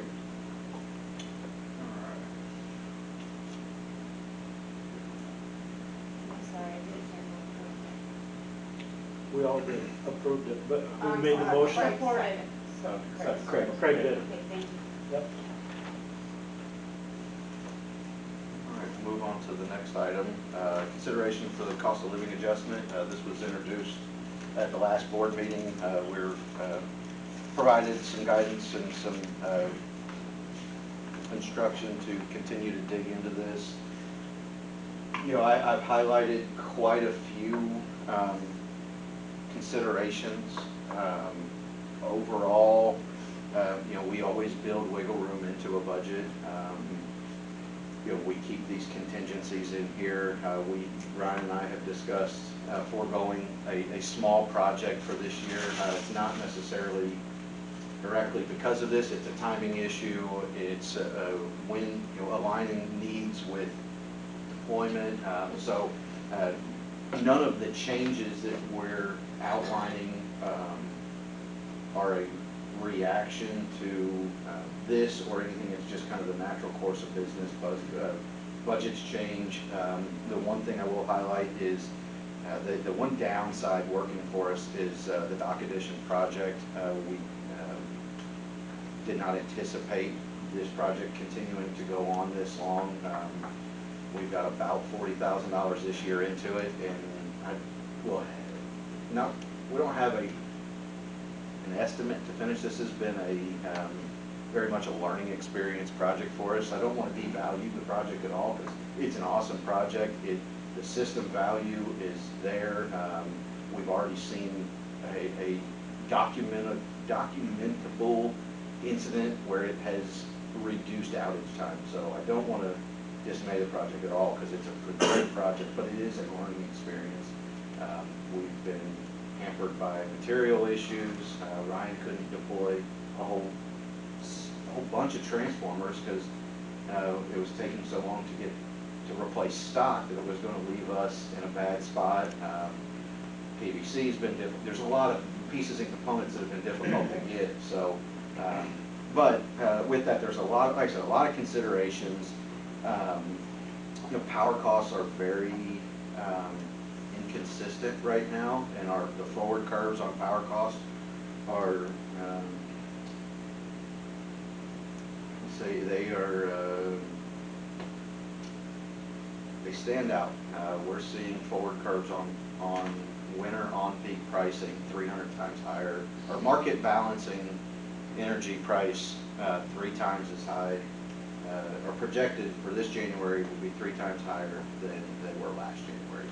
So in 1 year, what we were getting for $30 a megawatt hour, they're projecting to be 90. But I don't necessarily think that is,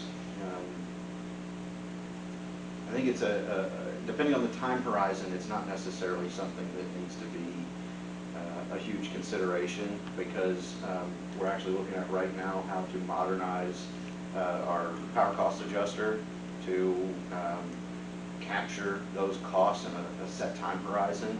So yes, it might lag. Some of them are lagging issues because our financials this month we paid for our coal in what month it was? August. So fuel costs lag 2 months behind. Well, we're paying power prices for August, which is volumetric. So we obviously sold a whole lot more kilowatt hours in August. We collected that revenue in August. Well, now we're paying for it 2 months later. So there is lumpiness in the timing of how things work. But you know, as we look to forward curves on power supply, we know that it's imperative of us at this point to evaluate, maybe not make any changes, but evaluate, study. So the power cost piece of thing, we kind of a teaser for a future conversation, but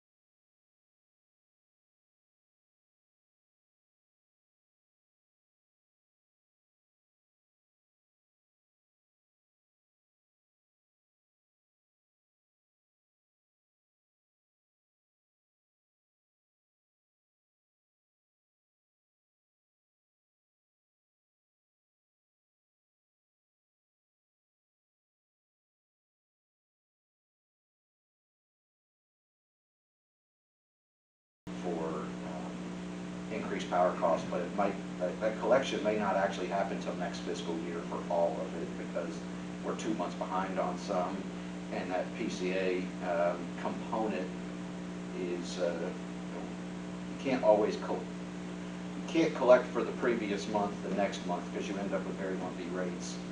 So to take a blended average over a longer period of time, you create rate stability a little bit, but you always keep pace. You just, again, it goes back to that philosophy of frequent incremental changes keep you whole. So from a revenue standpoint on a power supply, it's not something that needs to have an overwhelming spotlight. But again, we've talked a little bit last. I don't believe that it's necessary for the board to take formal action on this. So I'm just, so I guess, so in that I brought this all up a couple meetings ago, maybe put a bullseye on the middle of your back. So I guess is all the information that you gave us I thought was great. I guess I'm going like, it's up to the general manager, and so I'm hearing your recommendation is that you don't need board approval of this, and you're taking it into advisement. Well, is that, or more than anything, I don't think it needs official board action, but with it being a board-driven initiative, right? I think my preference would be stop just short of that. I would not want to do this without board support, because there are impacts. But I would also say that the $30,000 represents approximately 1/3 of 1% of our budget this year.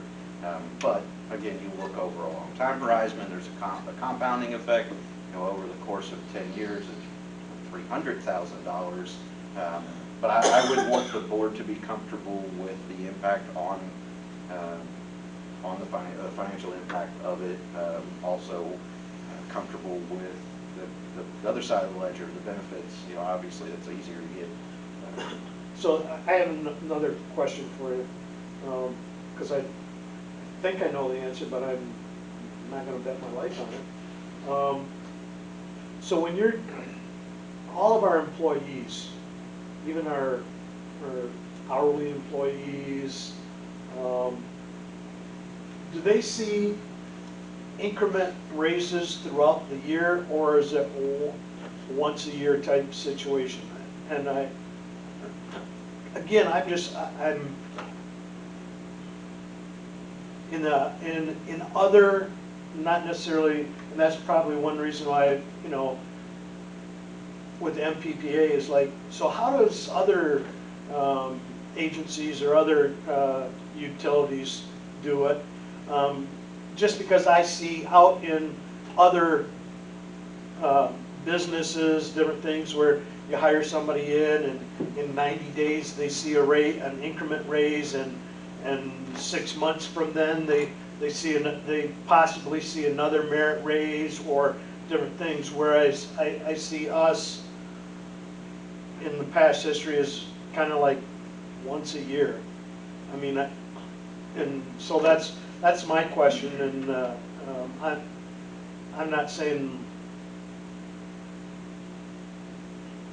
So I think to maintain our great staff here in the office and outside the office and everything, I'm struggling with, is it a point in time that we need to look at more immediate, not feedback, immediate reward, then all of a sudden wait a full year. And again, because I look at Main Street America, and there is just help wanted at every business that you see, and I just want to make sure. Yeah, so I'll touch on that a little bit. And it's a hybrid approach. I think because we have a union bargaining agreement here that applies to a percentage of our population or our employment staff, those increases are negotiated as part of that. They're typically negotiated on an annual basis. So for them, it typically is on an annual basis. We conduct annual employee evaluations, so there is an annual look at it. But when you look at a new hire, Julie's got a lot of experience with new hires in the past year, or almost her entire staff has, and she does 90 days, 60 days. No, 6 months. I couldn't remember 90 days or 6 months, but she looks at them, so as they're coming on, there's a different approach than necessary, because there's more growth in that first 6 months. But I personally, my philosophy in some of what I want to do is individually look at salary plans, and that may involve more frequent compensation changes for some employees, less frequent for others. It's all based on where they're at now compared to market forces. A lot of it's about making sure we fairly compensate employees, so they don't want to go consider employment somewhere else.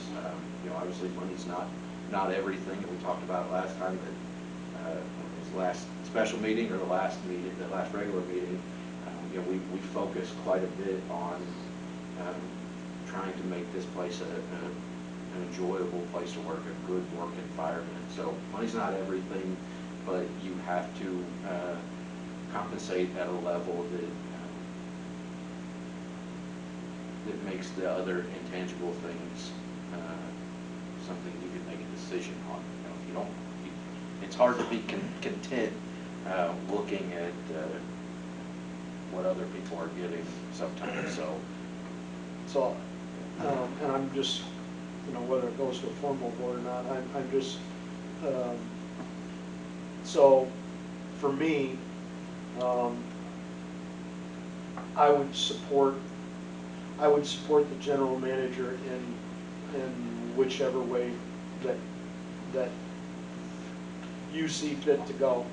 I just want to make, because I think we have great employees, and I just, I don't want to lose employees that are making Lowell Light and Power what it is today. Absolutely. I would, I want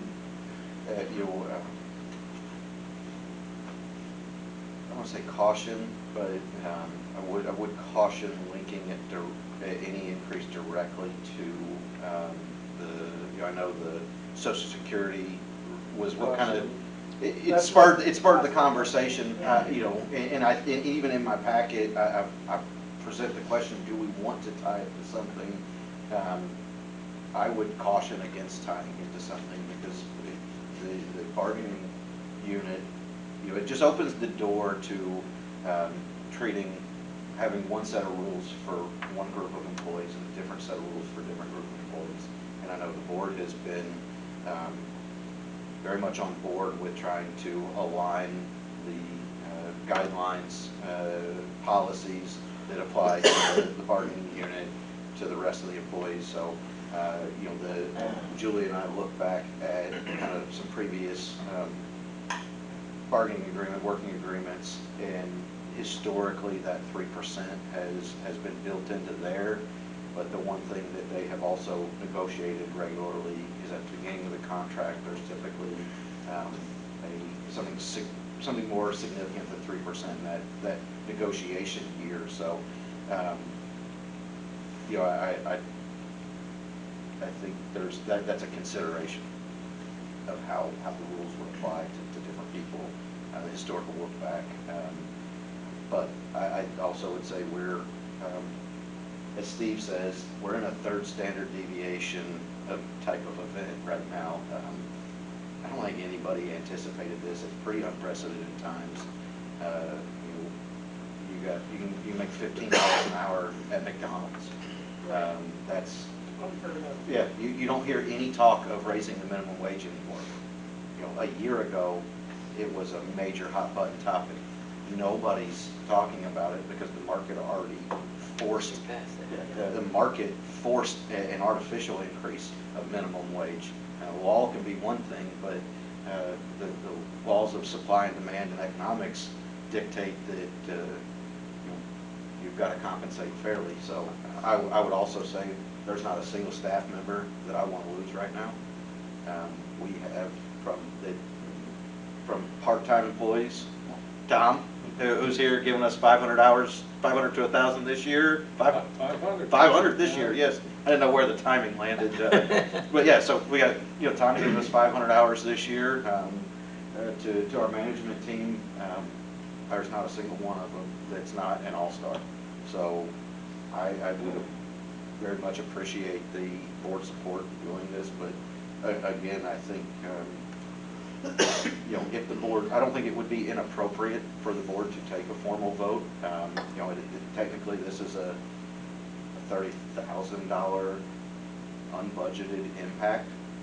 So my spending authority is $25,000 for unbudgeted items. So, we're splitting gray hairs. I think that's the formal end of things. I think the less formal end of things is the fact that I would appreciate or want a board consensus and pretty significant board support for doing something like this, just because it's fairly, we're in unprecedented times, and this is a fairly unprecedented type of event, but I think we operate strongly as a group that starts from the board.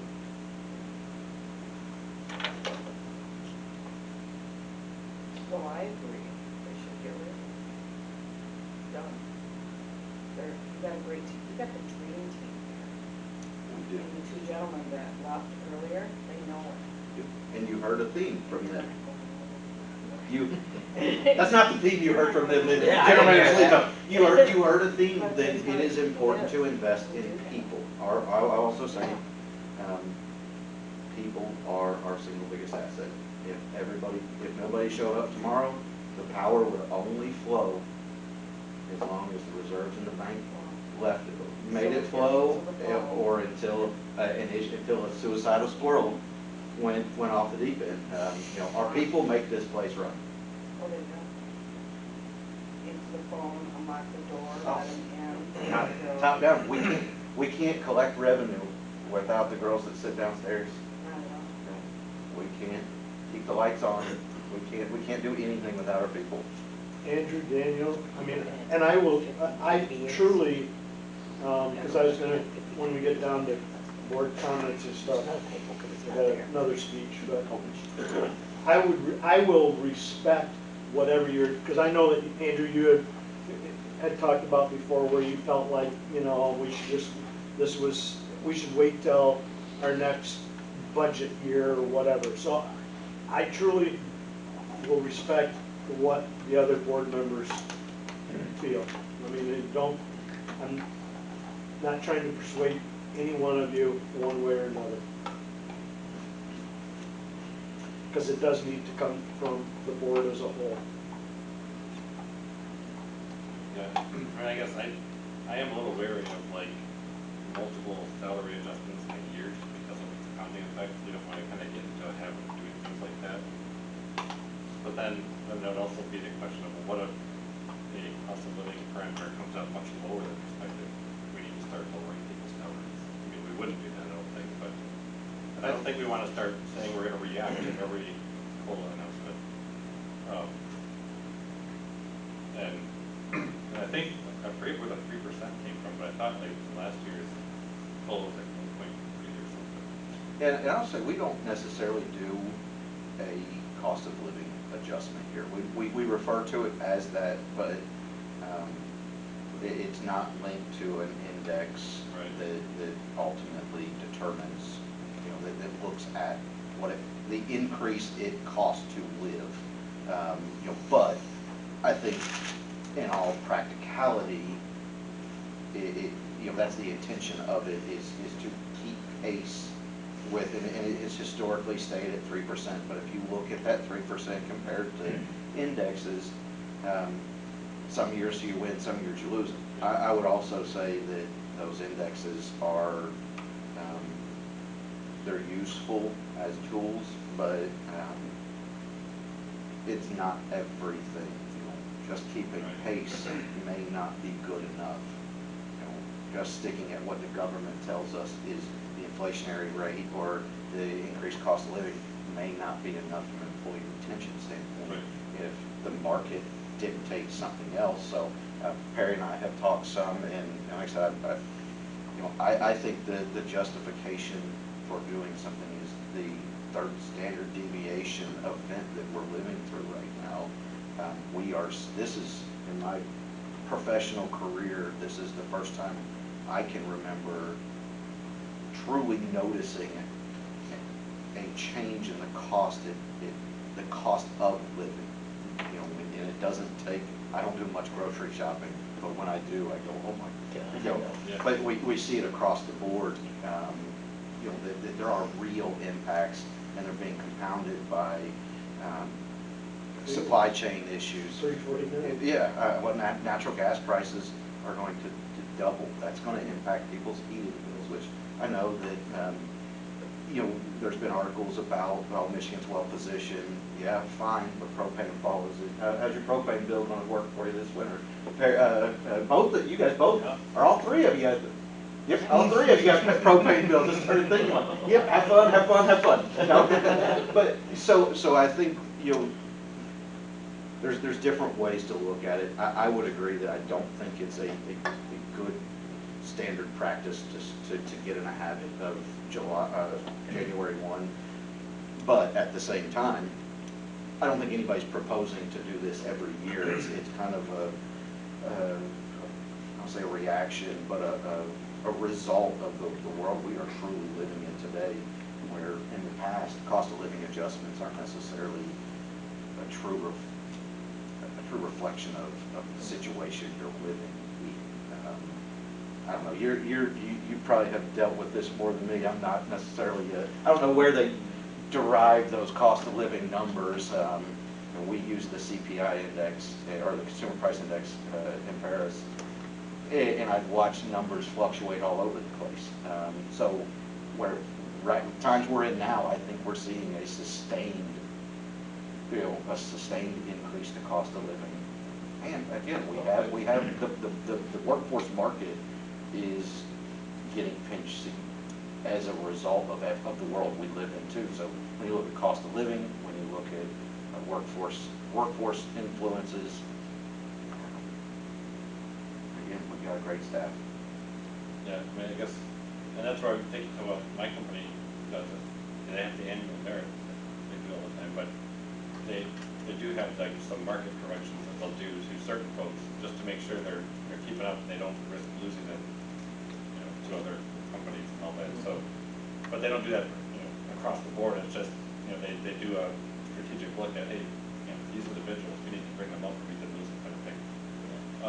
And so I think, and that can happen anytime, and I think that's where this comes in. If you think that this is a concern, then I think it's okay just for a certain reason, to say, hey, I think we need to make some adjustments to certain folks or all the folks or whoever to account for things. But again, I don't want to kind of get into well, this is a default across the board, this amount times something, or based on something event happening because then it's going to start becoming expected every January. That has said, hey, it went up by 1% this year instead of 6%, but hey, we just raised that 1%. Okay, and you don't want to start grading that. And that's where I think tying it to, divorcing it a little bit from an index is a good thing.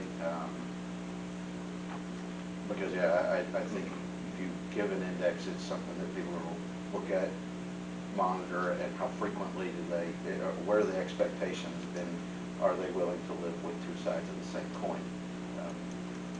When you see Social Security, Perry and I looked at Social Security history, there's been some 0 years. There's also been, I think a 14% in there back in the 80s. probably about the time that Pat was referencing, maybe not. That was the 70s. Or say, yes, yeah, that's after that, but, you know, the, oil embargo times, I don't know, I wasn't around in the early eighties, so. Yeah, I mean, I agree with it, not tying it to an index of really appetite. You just kind of look at it, though, like, are we in the ballpark? Because there's no local cost of living. There's not one for Kent County. Yes. Even if there was, it wouldn't be accurate to Lowell, or to our level of employees, or different level of employees. Because depending on what you make, your cost of living changes differently. You know, it's just, there's so many components of it. I'm not terribly comfortable pushing that to like us pushing this adjustment towards you and making you make it. I would rather you, if you see this, you're more intimate with how people are happy with their salaries, their work environment, their benefits, all those things. And if it was something you brought to us, I would be probably more comfortable. You're seeing this every day. You know, are we at risk of losing these people because of this adjustment, or is there other things we could do? Doing 410s, or doing like, is there other things we can do that maybe don't impact our budget the same way, that would make the work environment better for retaining these employees? I'm just not necessarily, I'm kind of with where Andrew says, where it's like, I'm comfortable in the way that it's such a weird time, and maybe it is, but I'm not convinced, I guess, that it's like, we should jump on this, just because we saw, or we feel that these other factors should push us towards it. I don't know. So I kind of would like you to be, implement raises that aren't agreed upon with the bargaining agreement, that kind of way, in the way that you see most fit to keep the staff we have. I guess you bring up a good point too, is that I think it really is Charlie's job, right? I think like when we were reviewing the policies or whatever the last time around, that I think that we hire him, he hires everybody else, and that's his job to manage them. And so I think it'd be right for us to tell us how to compensate them, or for us to tell him like how to compensate the staff, or. I agree with you 100%. The only thing, what I think he needs from us is, because it does create, if we feel that that's up to him or whatever, it does create, because what we do is we approve budgets and changes in budgets. So if we want to sit there and say, we would endorse a budget change of $30,000 or 10,000 or 20,000. I think that's what we have to give him, again, because it's not up to me, it's not up to us for what we're doing, but I think it is up to us to give him the tools if he sees fit. And without us, you know, I think what he's looking for is a number that if he feels, I mean, and he might go, you know what, I'm not going to do a thing. I mean, I don't even think we should give him a number, right? I mean, I guess I'm saying is that's up to him. If he wants to do something and it's within his spending limit and his off budget, he thinks that's worthwhile, he can do that. If he thinks that's needed and need more to that, he brings it to us and can say, you know what, because of the way the market has changed, I think we need to do this to, you know, a one-time bonus or a salary increase, or do whatever, you know, and to these individuals or to all of them or whatever, you know, he can come and say, you know, this wasn't planned, but I think we have to do this, and then we say, okay, I think that makes sense, or it doesn't, and go from there. But I don't want to kind of set him up with an expectation of, we're thinking you should probably do this, and then he's going to have to come back and say, well, I probably should do that because we want. It's like, no, I don't want to give you any expectation or something like that. It's just, you know, you're free to kind of compensate and hire your staff and, you know, let you, you know, and if you think something's needed, you can do something. You know, if you think something drastic needed, bring it to us. But his number is 25 without talking, up to 25. Well, I guess that's, That's spending, That's- That's different, it's definitely different, but Different it's than kind of, spending. it was a guideline, it's Right. really, it's not a purchase. So I think what Perry's saying, he's looking for the board to give Charlie some guidelines, maybe go ahead and put something together and present it back to you, if he feels it's warranted. And then you guys can discuss it. I mean, I don't think he's looking to say today, try to give everybody 3%, but. Well, I mean, that's ultimately what was brought to the table, and What that's, was like, should we make a COLA-based adjustment right. on the order of 3%? So that's where the 30,000 comes from. But I guess for me, it's just going to be a step back. It's like I don't even think that's something that we should be recommending, right? Okay. I mean, Yeah, it's tough. I mean, as a board, I mean, we want to be supportive of Charlie and be supportive of his employees at the same time. I mean, and as a board member, I want to see these employees taken care of well. yeah. You know, he's our guy that we hired to carry this out, you know. Last meeting, talking about, you know, letting people run with what they know. You know, on that side of it, it's like, well, Charlie, run with what you know, but yet on the other hand, as a board member, I do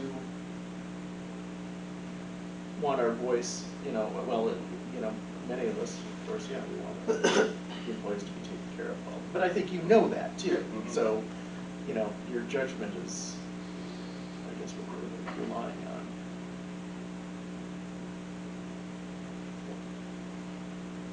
Well, I guess what I will summarize what I'm hearing from the rest of the board is if Charlie, as in the general manager, feels the need that we would support that, I guess it's back putting it on his shoulders. That's why we pay him the big bucks. As compared, I mean, I'm just saying, I don't work with any of the employees. I don't have that work relationship, so I don't know, you know, maybe I brought up something that should have never needed to be addressed. You know, I don't know. It's just one of those things where I always want to be proactive and not be oh, we lost somebody or because we weren't proactive. And so, and meaning proactive is we've had this great discussion, and I think it's been a great discussion from all of us, and I think now it's on the general manager to I mean, again, I bring this up, I probably have put him in a tough position, but that's why we pay him the big bucks. So. Yeah, I mean, I guess I would clarify that I don't think that we're necessarily expecting any change.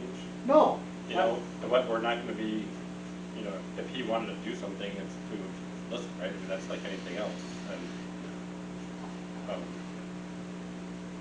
I guess the part that where I kind of came at this from was I kind of saw this as, hey, are we going to kind of ask Charlie to do this 3% COLA match thing? And that's the thing I don't think we should do, right? But if we're stepping back further into generic employee compensation, I mean, it's still, again, that's his purview, and I kind of like what Craig said, where we want them to be taken care of. You know, they're all all-stars, we should treat them like that. But it goes beyond just salary or everything else. And that's where he's their lead, so he's the one that's going to know best how to meet that need. And whatever support he needs from us, you know, he brings it to us and we can give him that support. So I honestly believe you know your team, or at least even your management direct reports know their team, and I think they have probably a pretty good pulse. It's somebody who was in the process of thinking of leaving. I mean, you can throw $3 an hour at somebody, which we've done at our company to keep them, and 2 months later, it still wasn't enough. So there's probably something more than a financial thing that's eating at them, why they're thinking of leaving, or something else. It could be a lot of reasons, and we don't know that, so that's my take on it. One interesting thing that my company was telling us about, studies have shown that employees leave primarily because of their direct supervisor. They stay primarily because of recognition. So if they're getting recognized for the good job they're doing in various ways, whether it's salary or just being, put up on a pedestal, whatever it is, just various thank yous, all that stuff, that's what keeps people around, so they're feeling valued. They leave if they got issues with their direct supervisor that don't get resolved. And I'm not I was saying- interested to find those Yeah, studies I'm not- didn't mention I'm not- salary. I'm not saying that we have any of that, and maybe I'm grading that or whatever, I just, why I brought it up is I always want to be proactive and saw it on the news and thought, so we've had a good discussion, and I think we need to move on. I will say, I think there is, I don't know the level, but just the introduction of the discussion has created somewhat of an expectation, whether it's realistic or not. I do think that we need to do something at this point. I think it's warranted too. It's not just a reaction to the conversation. I think we have a great staff. We've had some conversations on compensation recently. If you look at the overall budget, and that we're going to be over budget on some capital projects. We're going to be under budget on some capital projects. Power cost recovery is going to be delayed some. So if we see the forward trends going this way, it's not. I want the board to understand the financials, regardless of this. Again, you look at a longer time horizon than a single year, especially when, if you look at financials right now, we're under budget on almost everything. The staff's doing an awesome job controlling expenses, but power costs are 17% above budget right now, which is not, there's other reasons in that. It's not a true reflection because we have some debt expiring in January that, with how historic trends don't necessarily apply. There's a lot of moving pieces. But when you really look at the financial implications, they'll be divided amongst capital projects. I don't want to say it's insignificant because $30,000 is not an insignificant amount of money. It buys $30,000 worth of things. And Ryan will tell you right now, I don't come off 30 grand very easy. So It buys some transformers. yeah, I was going to say we got to come off a couple $1,000 later, but it's not insignificant. But in the grand scheme of things, if we come in under budget or our financials don't look great at the end of the year, it will not. The single biggest influence on that will not be this. So I guess ultimately is if the board is comfortable with that, comfortable with all the moving pieces, then I do think we need to move the needle at this, January 1. Also knowing that the union bargaining agreement includes a 3% increase effective July 1 as part of the working agreement, and that will that same increase will be built into the regular budget. For all of those, we'll reevaluate, but that's kind of a starting point for and you'll have that piece, and there will be merit pieces that go along with that. But is there a difference? Is there a difference between, so that you don't screw up the rate, the union steps and everything? Is there, do bonuses ever fall into, instead of raising somebody by X amount, that here is a merit bonus or what, there's all sorts of different ways to play with things. Yeah, but we have used those in the past. You know, it's something that is used, that I personally use as a tool for more unique situations, whether it be somebody working on a special project that's, you know, very time intensive, goes above and beyond. You know, yeah, they're compensated for the hours that they work, but you know, there are projects that rise to the level of significant changes in jobs, or, you know, if somebody can create a significant savings. You know, there are tools, but I hesitate sometimes Just to ask. use them, but it is a mechanism that we have used in the past, and I think we could look at it here. One of the things that would do is take base salary out of the actual impacts, or it could, depending on how it were used. So part of it becomes, you know, if the intention is to reward good employees, I think that makes sense. If the intention is a combination of a result of the environmental or the influences that are forced on them, if it's an external influence that we're compensating for, I think philosophically it makes more sense to do it in pay, because, well, lump sum doesn't, if it's about bridging the gap and increased expenses over the next 6 months, you give somebody everything right now, they're not going to have much of it left in 6 months. So you don't necessarily accomplish what you set out to accomplish. So Okay, just asking. yeah. Okay. Everybody comfortable?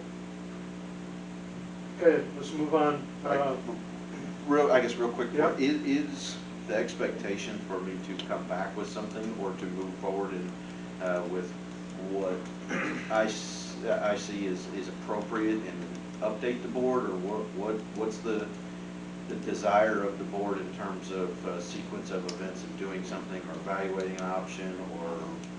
I don't want to micromanage, so I would rather you just go forward with what you feel is appropriate and report back to us. I agree with that 100%. And I'm seeing 3 other nods. Yes. I'll say I'm counting nods as. Yeah, it's just I like that, even if that's not micromanaged. Okay, authorization to proceed with transformer order. So, this is an interesting one. I don't know the last time the board, we had a need to make a transformer purchase that involved board action. This is one of those unprecedented time things. So the request here is to have you authorize me to proceed with this order. What we're needing, and I've got some details in there, but to sum it up, lead times are very, very long. We typically in the past have ordered projects, or ordered transformers and equipment for projects. They get allocated to those projects, and we're able to maintain the stock. The stock inventory is there more for maintenance and one-offs. We don't typically have a need to pull a development's next phase from stock or from our inventory. We know, oh, Stony Bluff announced they're going to open the next phase, let's order material. We don't have that option now. We've already made some minor concessions. Brian made Brian's move, or where it came from, but we in the past we've custom ordered transformers to include an on-off switch. It costs $150. It's the best investment you possibly make for $150 on a transformer.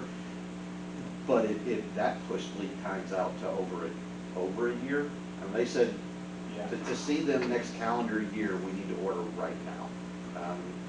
Ryan has backed off that custom order piece a little bit, not to the detriment of the quality of the product by any means, but it does eliminate some of the guy's flexibility. But it's something we're willing to give up for the assurances to have what we need.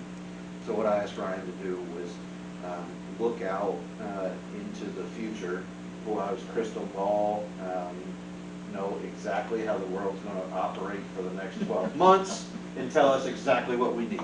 No, what we did was look at what projects we anticipate potentially coming down the pipe based on what we've seen over the last year, and try and make sure we order enough transformers.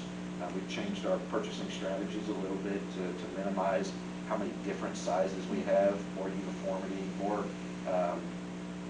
diverse utilization of the different transformers, minimize how much inventory you have to, how many different inventory parts you have to keep lots of, just so you're more likely to meet the needs. But we're looking at needing to order or be prepared, even though it may not come to fruition next calendar year, but be prepared to serve the next phases of the residential developments. That's the big thing. Is right now we are running by placing this order, we're going to increase our inventory significantly. There's a risk in having too much inventory and not needing it, and it just sitting, having assets tied up with no return on investment.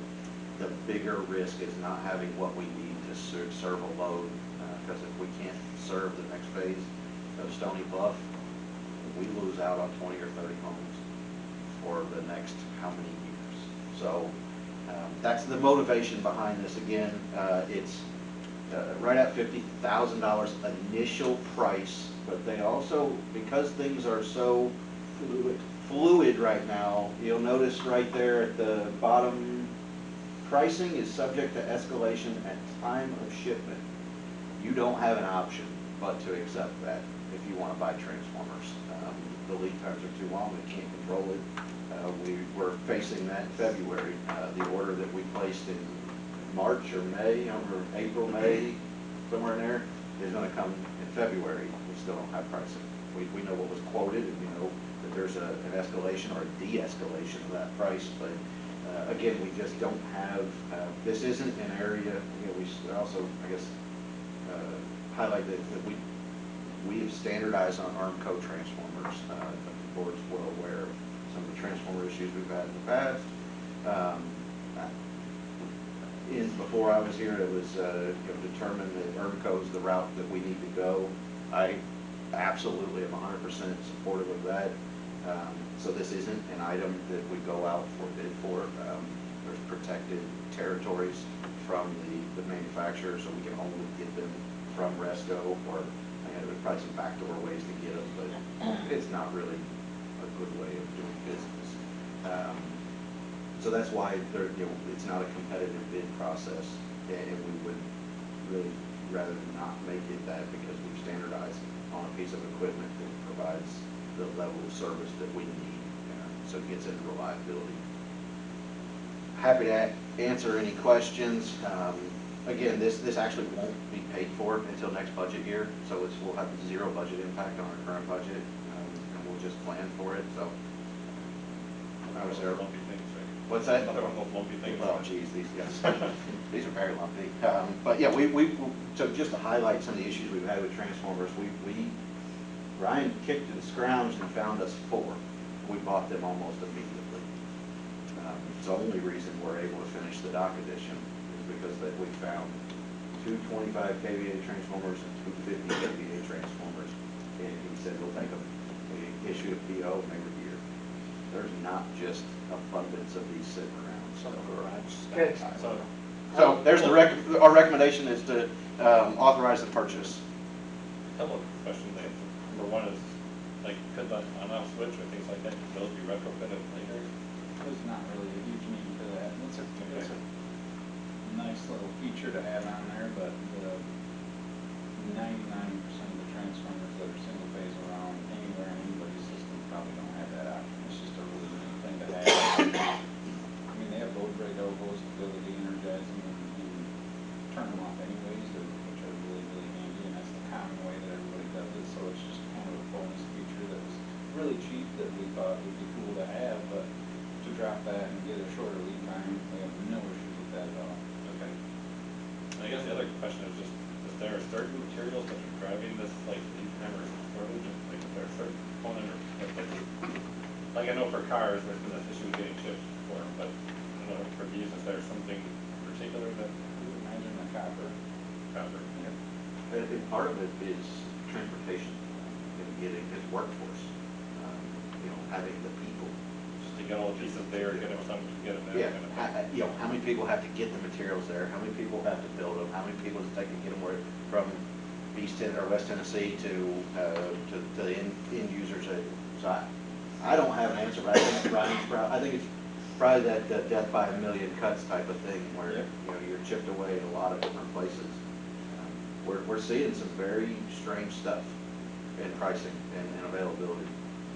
Okay, I would entertain a motion. So moved.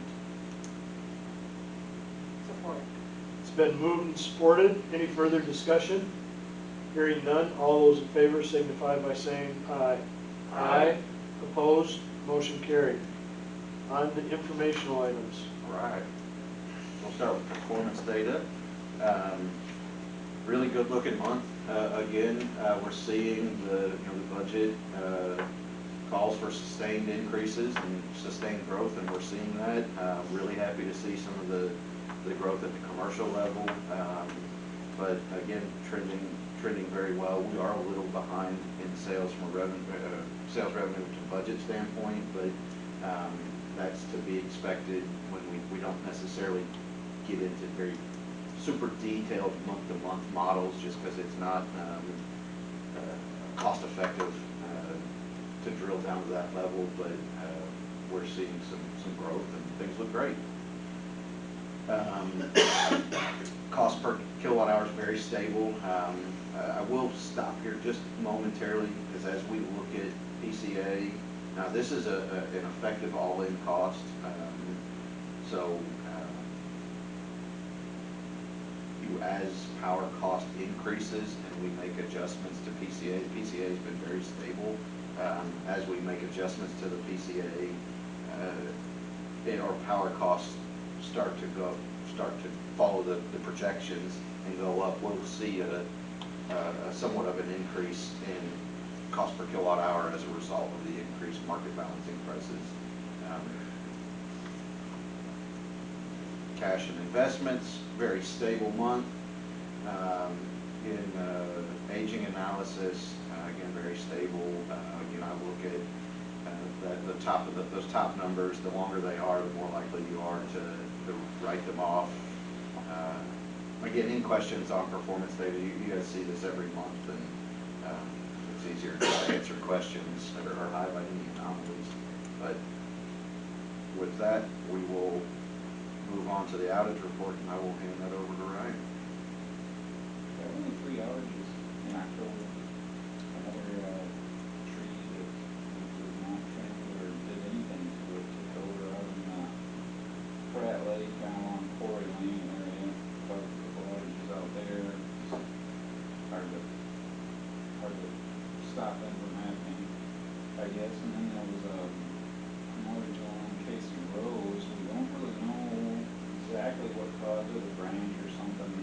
Must have fell down, just knocked things together or something. Just that feeds that particular roadway. And then 1279 West Main, that one, pretty significant lightning strike. It's actually the area right along Church Street, just north of Main Street. The new transformer that was actually the new one we had stock, but the one that feeds the brand new Jimmy John's actually took a pretty good hit of lightning somewhere near that transformer there. We didn't really realize that there was any kind of damage in there until the guys opened it up to put the conduits in there today for the Culver's restaurant that's going in right next to it. You know, they noticed the arcing and some ground wires that were burnt in two and things like that. So we really took a pretty big shot of lightning, and we were lucky we didn't lose any transformers. We blew quite a few fuses right around that area.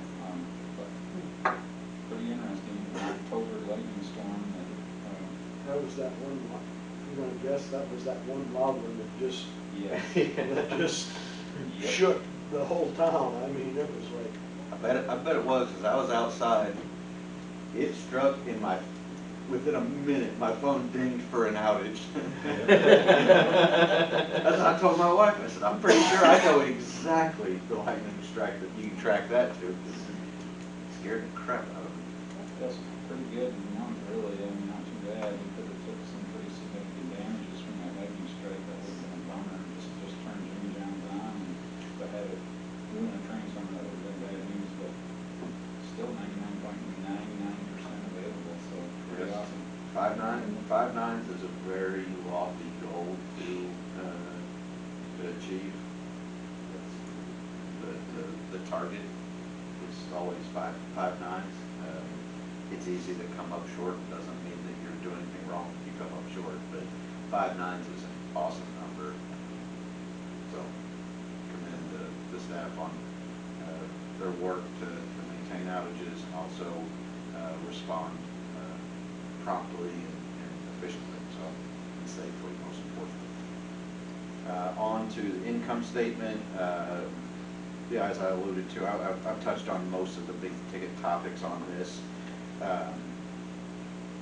One of the things I will highlight is under service revenue. When we send mutual aid assistance to another utility like we did Hillsdale and Sturgis, the way that our auditors want us to reflect that in the financials is as an expense. The salaries go as an expense that hits distribution expenses, but the money that they pay us hits service revenue. So you see service revenues significantly above budget. Distribution expenses have gone above budget, but when you look at the net effect, I disagree with the approach, and Julie knows that. We talk about it regularly. It's a conversation we're going to have with the auditor. I'm going to have with Peter probably. I do think that I just bring it up because it shows by the time you get to the bottom line, it's a net zero. We bill out our true expenses. So whatever expenses we incur to send our guys, we invoice them for the actual expenses and we're compensated. And that's just how it works. But really happy to answer any questions. Big picture is purchase power's above budget right now, and that'll correct itself over time. Everything that should be under budget is under budget outside of sales revenue. So is that with the mutual aid, with the MPPA? MPPA coordinates mutual aid, yeah. Okay. Is there a case, and this is just going back, so when we've gone to Katrina or whatever, that we actually made money, or we actually compensated our employees, but what it actually cost us and what seems to be like two different amounts, meaning that what we got from the hurricane situation was more than what our costs were. I'm not familiar. Brian, are you? I think at Katrina, it was a little different situation because we jumped on board with a contractor. Right.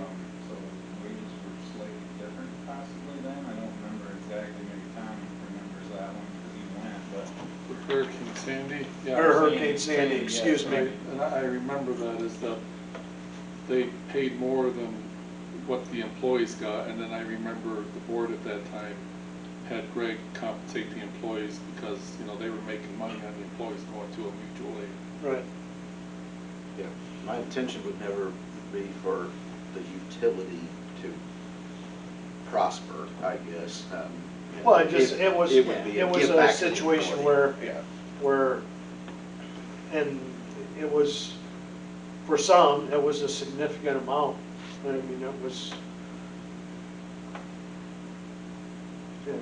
I've never been in a situation like that, so the next time it happens, I'll navigate it. You told me not yet. Drink, isn't that the word? But no, I've not.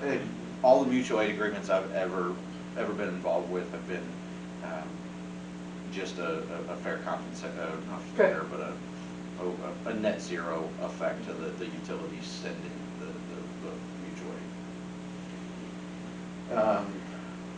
So any other questions on income statement? All right, we'll go on to capital projects. Again, making a great scroll on to the next that one.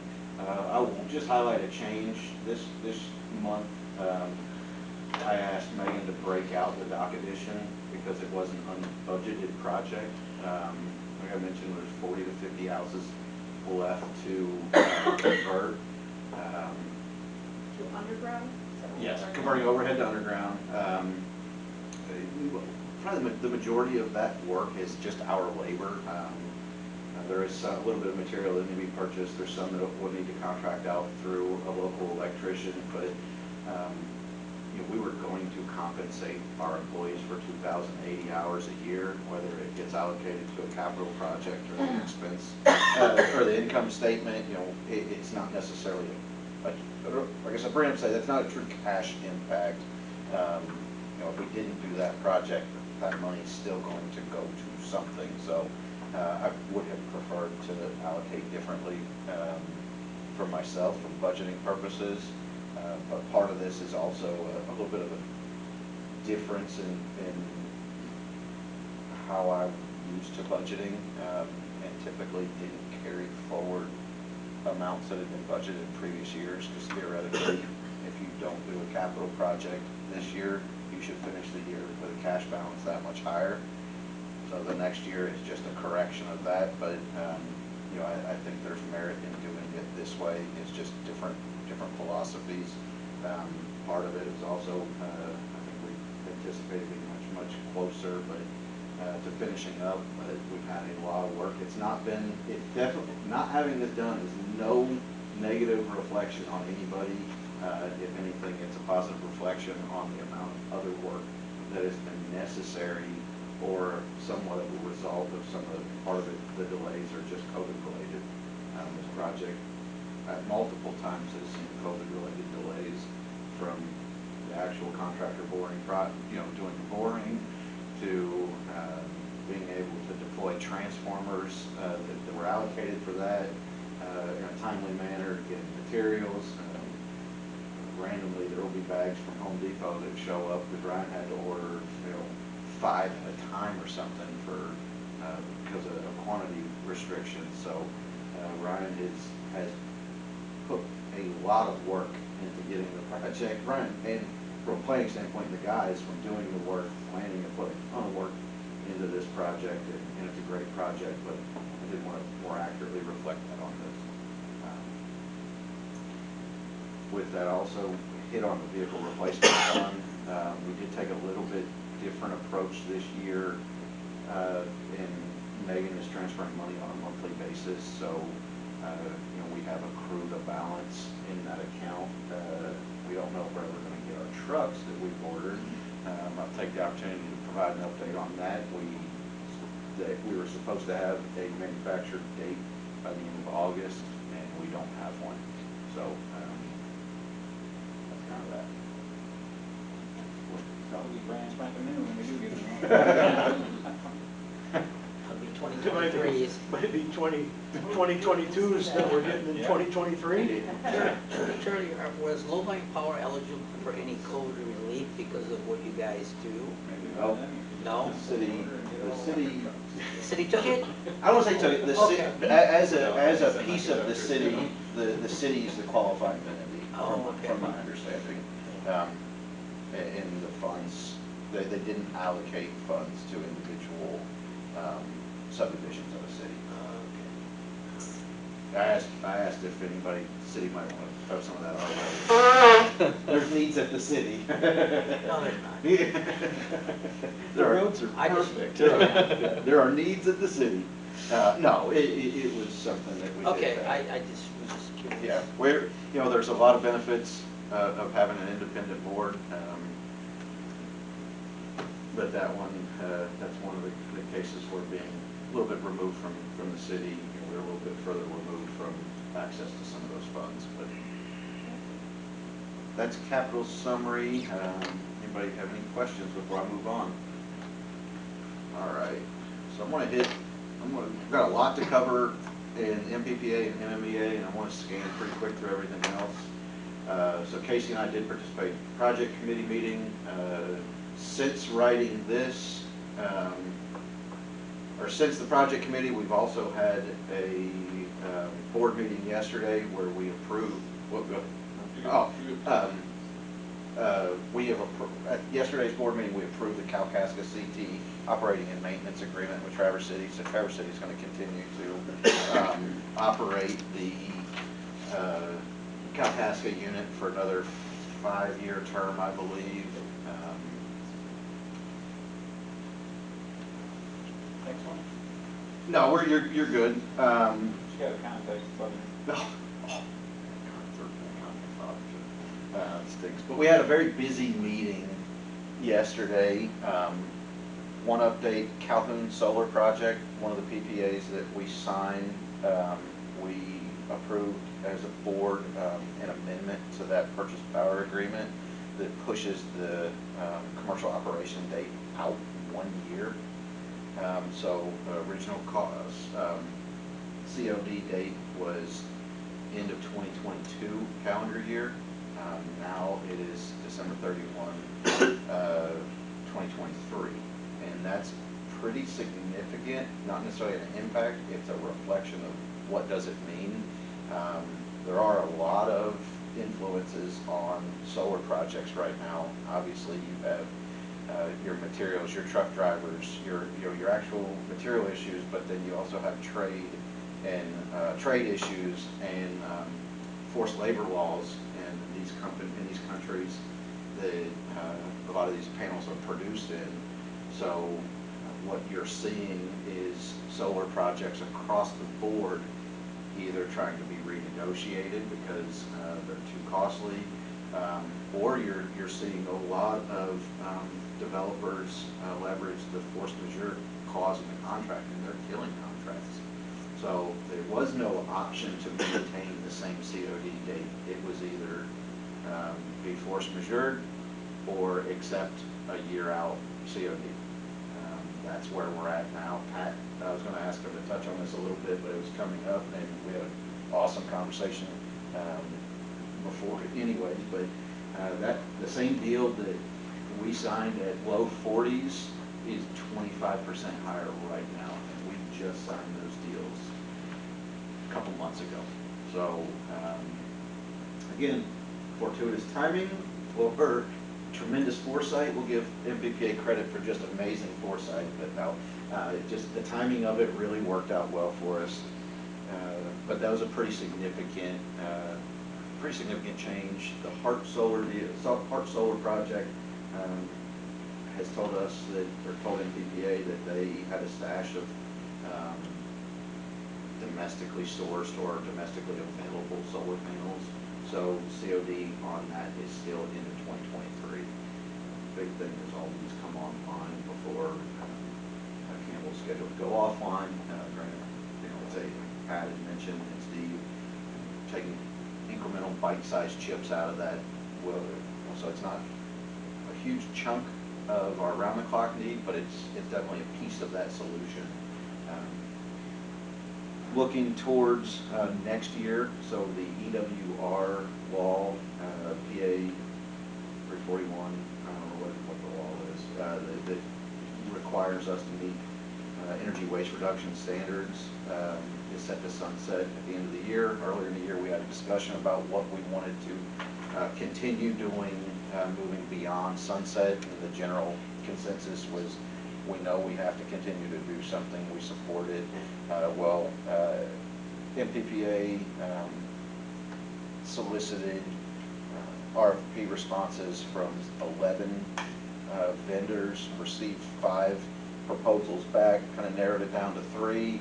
Ultimately, MPPA and the board voted to authorize the contract with Franklin Energy, same company we've been dealing with that MPPA's hired to manage EWR. So kind of as a teaser for next month. Next month we're going to be bringing a recommendation to the board on participating in the project with MPPA to meet our needs, and then also designate an annual spend amount for Franklin Energy. And so staff over the next month is going to be looking at what we've done in the past and trying to decide what programs we want to carve out and administer in-house, and which programs we want to partner with MPPA and leverage Franklin.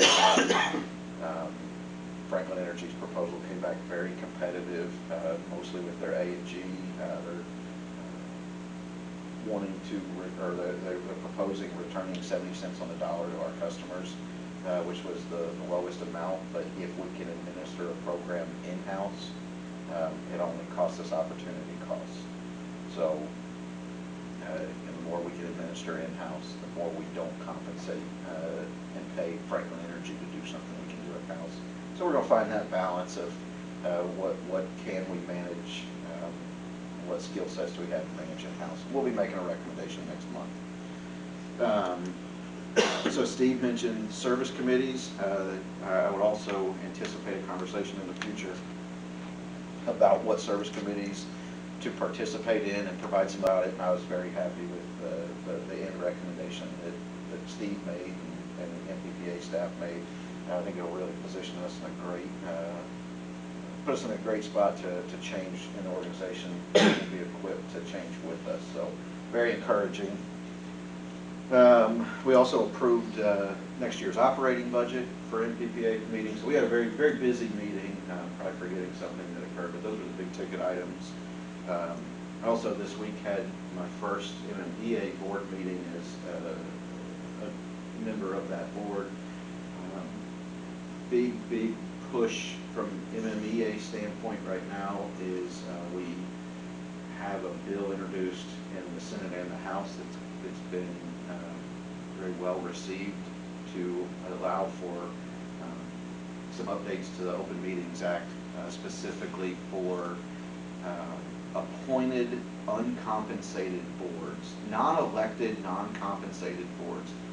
Specifically, it's relevant to us because of MPPA.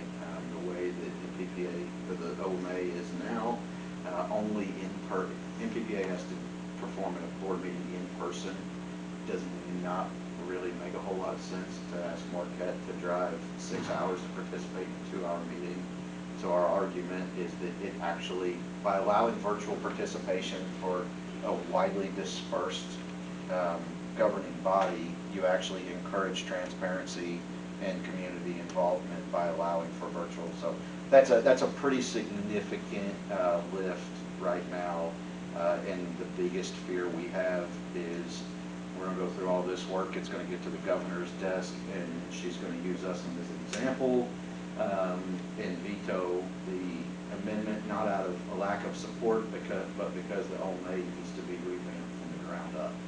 And we know that she's not real thrilled on these one-off fixes, because the agricultural community had a one-off fix recently, and you're seeing these one-off fixes, and it's definitely highlighting that there needs to be an OMA, a really close look at the OMA.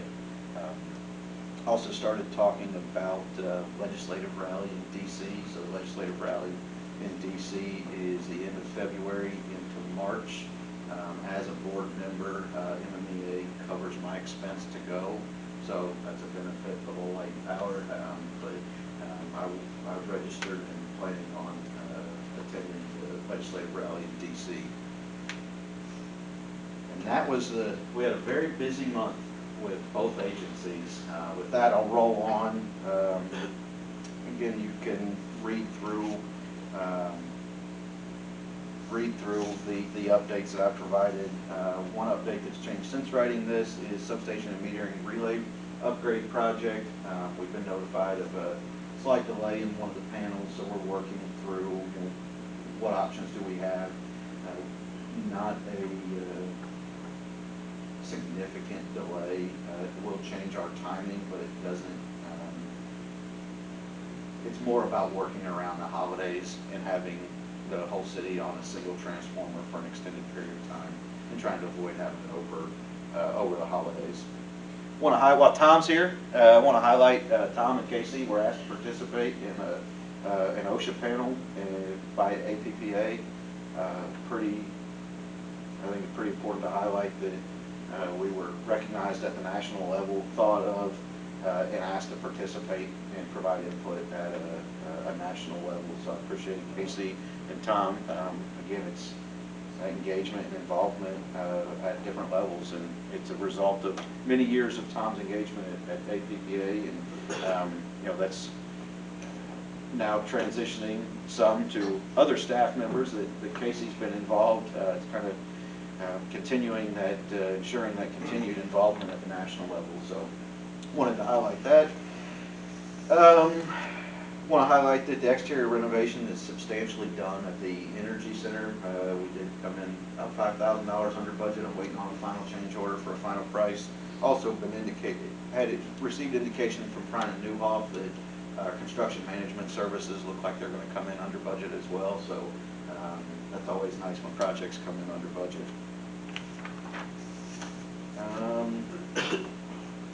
Online portal, I just wanted to highlight that we are looking at doing a soft launch on the new portal beginning of December, and we're going to kind of ease into it, get our feet wet, and then ramp up. Right now our focus is communicating with the customers that currently have automatic payments and have a financial interest in the app and making sure continuity of payment. So that's kind of our initial focus, and once we get get more familiar with the product, we will push ramp up our marketing efforts, and we will look towards at some point incentivizing e-bill and really trying to promote e-bill and reoccurring automatic payments. So very encouraged, but that project has moved very quickly and has been a very heavy lift for Julie while being short-staffed at the office. So I appreciate her dedication and involvement. What? Did I say something? It's the world's smallest violin.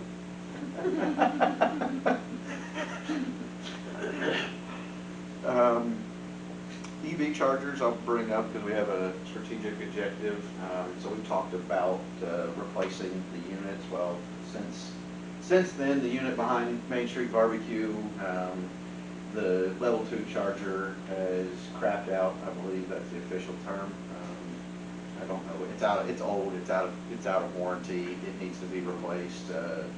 Again, not a huge expense, but it's something that I don't think should wait until the next budget year to replace it. You know, I think we need to be very proactive in our involvement with EVs, and I think the board heard a very compelling argument for that earlier a few months ago. Has it been removed, or out of order sign? It hasn't been removed, but the interesting thing is you don't need to put an out of order sign on it because nobody uses. Is it? It's all through the app. And it reflects on the app as out of service. Okay. And so where people, the medium that people use to find them tells them. Which Well, is I'm pretty, sure it's it really could neat. be that they drove all the way here and all of a sudden, So my question would be, I'll never come over here. because when we first put those in, we were not charging to use those. We are charging now to use No, those. we're not charging, So- and oh, go ahead, sorry. So my question is, should the DDA or the city be partnering with us? I just don't think that it's something that Lowell Light Power should be footing the full bill when it's a benefit to the community, to the DDA, to the city, that there should be some sharing going on with this. Yeah, and I think I've started some conversations with Mike about my personal preference, and what I think is a good route is more than anything transfer of ownership. You know, is I think we could make a case for that investment, and even that investment being borne by Light and Power, but it's the ongoing ownership that I really think is in the best interest of the city as a whole to have under the control of a DDA or a chamber. I don't know the appropriate the appropriate entity, but yes, I think the ownership, whether it's a transfer of ownership or through some rebate program, but you know, one of the things that we'll be evaluating in our next cost of service study is and we'll anticipate making a recommendation, is a residential EV charger rebate based on basically our line extension policy and what's that marginal value of that additional load. So there's a business case to be made for incentivizing them. But yes, absolutely, I wholeheartedly agree, and we're going to, I've started some initial conversations with Mike, but we've not really had a chance to dive into the weeds of what that could potentially look like before carrying it to DDA or another entity like that. But yes, very much agree. All right. So time of use analysis, I will just call everybody's attention that we're going to have Mark Beauchamp here at our next special call meeting. I think everybody was aware of that. Julie and I have spent a lot of time looking at them, and we've seen seen the presentation, and looking forward to taking that next step. We have signed an agreement with Earhart Construction to have them do the soil gas mitigation project at the Energy Center. So we're obviously familiar with them, and it was a very difficult project to get contractors interested in, because it does involve legal, and it involves, nobody wants to touch, I don't know, nobody wants, people are comfortable divorcing themselves from something that includes environmental compliance liability. So to find somebody to do it at a competitive price was encouraging, because some of the companies that Ryan reached out to, more than capable of doing the project, wouldn't even provide a quote. So going to ask Ryan to touch base a little bit on the engine room. We've set them up a little bit. We've been looking back at it, but like everything, the cost of materials has caused us to reevaluate our plans. We know we want to make some progress, but we brought in some other contractors, looked at projects heavily reliant on steel. Steel prices are up significantly, so I'll let Ryan kind of touch on kind of our thoughts and how we can move this ball along, maybe during the winter, or when, just to make sure we're making some progress on an annual basis.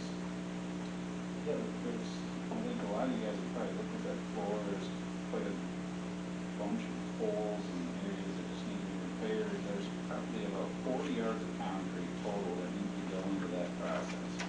We figure we can take care of about 28 of those by using steel that you can just buy from a local vendor right in Grand Rapids, bridge decking, 1.5-inch bridge decking that's designed for this purpose to span some of the areas that we'll be able to maintain the long chaseway where all the old oil lines and coolant lines went down through the floor. We could save all that area just by spanning with bridge decking, pouring concrete right over the top of it.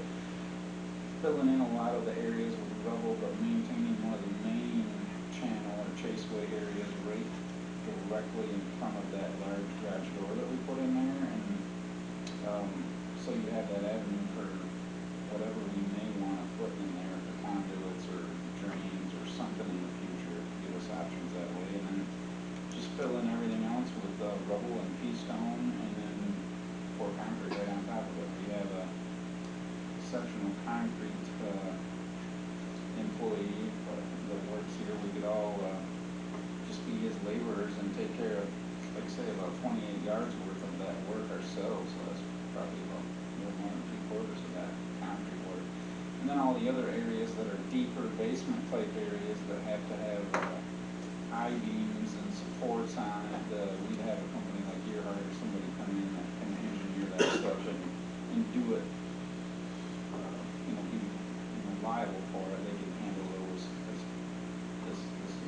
most of this stuff is really, really easily done, and just we can do it during the winter time when it's a really, really, really cold day or raining all day. We get in there and start working on it. We have a laundry list of rainy day projects that we can do. So we figured, just to help out with the cost, it would save a lot of money if we took this portion of it off the, I think it's $70-some thousand cost from Earhart to do all of the work. And this doesn't even come close to that just by doing it ourselves.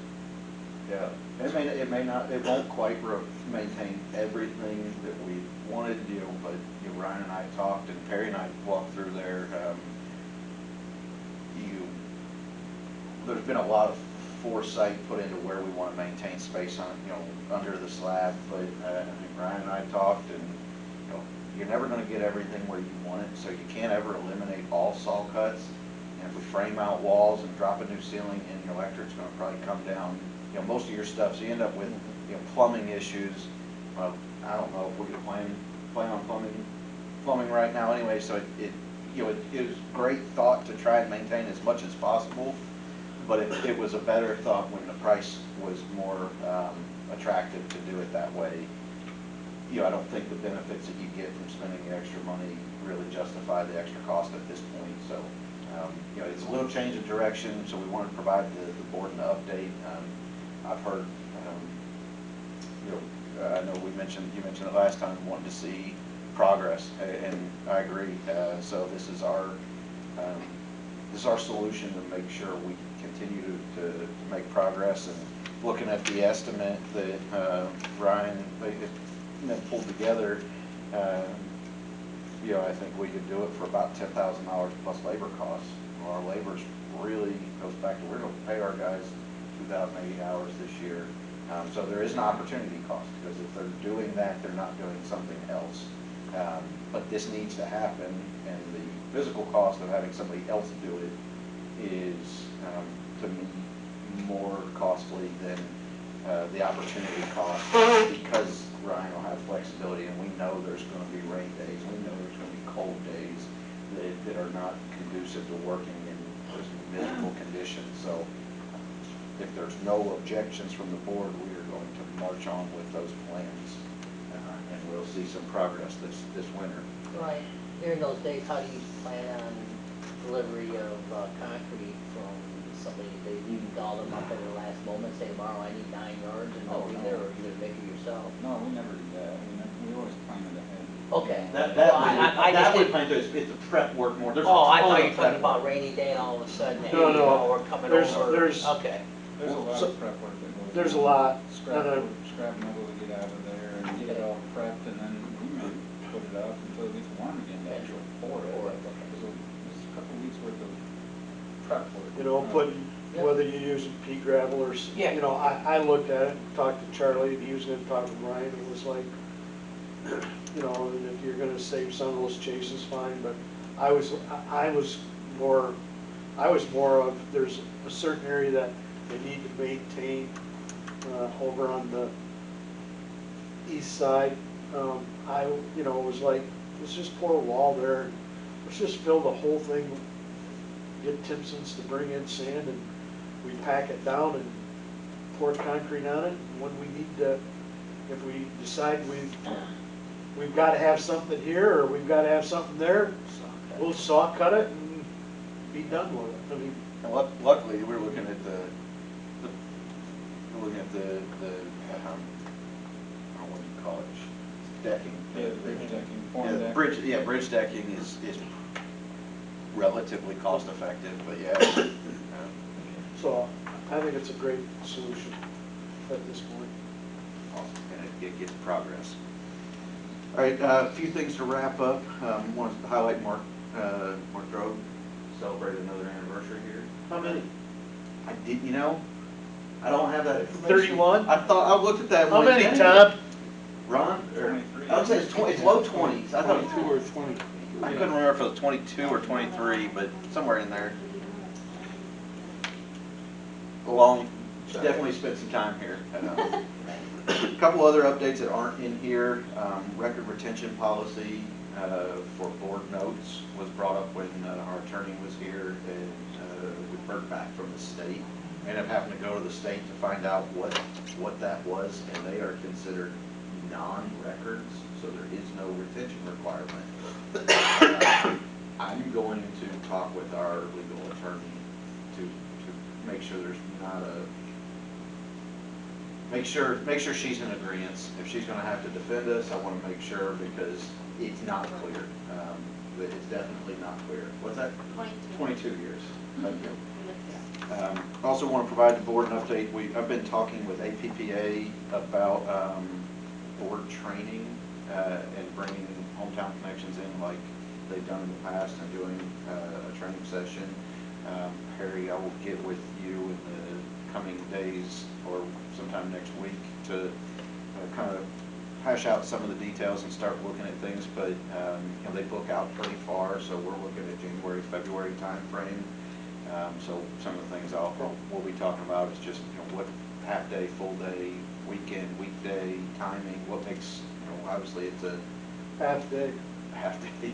I'll tell you right now. Half day, but it's a pretty. I mean, it's a very very useful tool, very beneficial tool. I think some of our board members can speak to it better than I can. They've gone through it similar, but it's something that we'll want to make sure is we schedule for a day that we get full attendance, obviously, and we'll make sure we get all board members there and community staff that needs to be there. So that may be a little bit of a challenge, but we'll ask. We'll start looking at dates and ask everybody to look far enough out and plan ahead for it. So. Material issues, I do not anticipate having to bring to the board any other purchases that are unbudgeted, but we are looking at what very lengthy lead times we have. So just as a potential future board action, we may be, something may come up, but they're all abnormal. So just kind of a heads up. Strategic plan review session, staff met today to start talking about things. The November 23rd special meeting, we will do a strategic plan review session. And our thought was to avoid trying to provide details on every individual action item. We can distribute information, provide some information, and ask and speak kind of more strategically and generally about some of them. But we'll, if there are any questions about specific projects, the plan won't be for us to initiate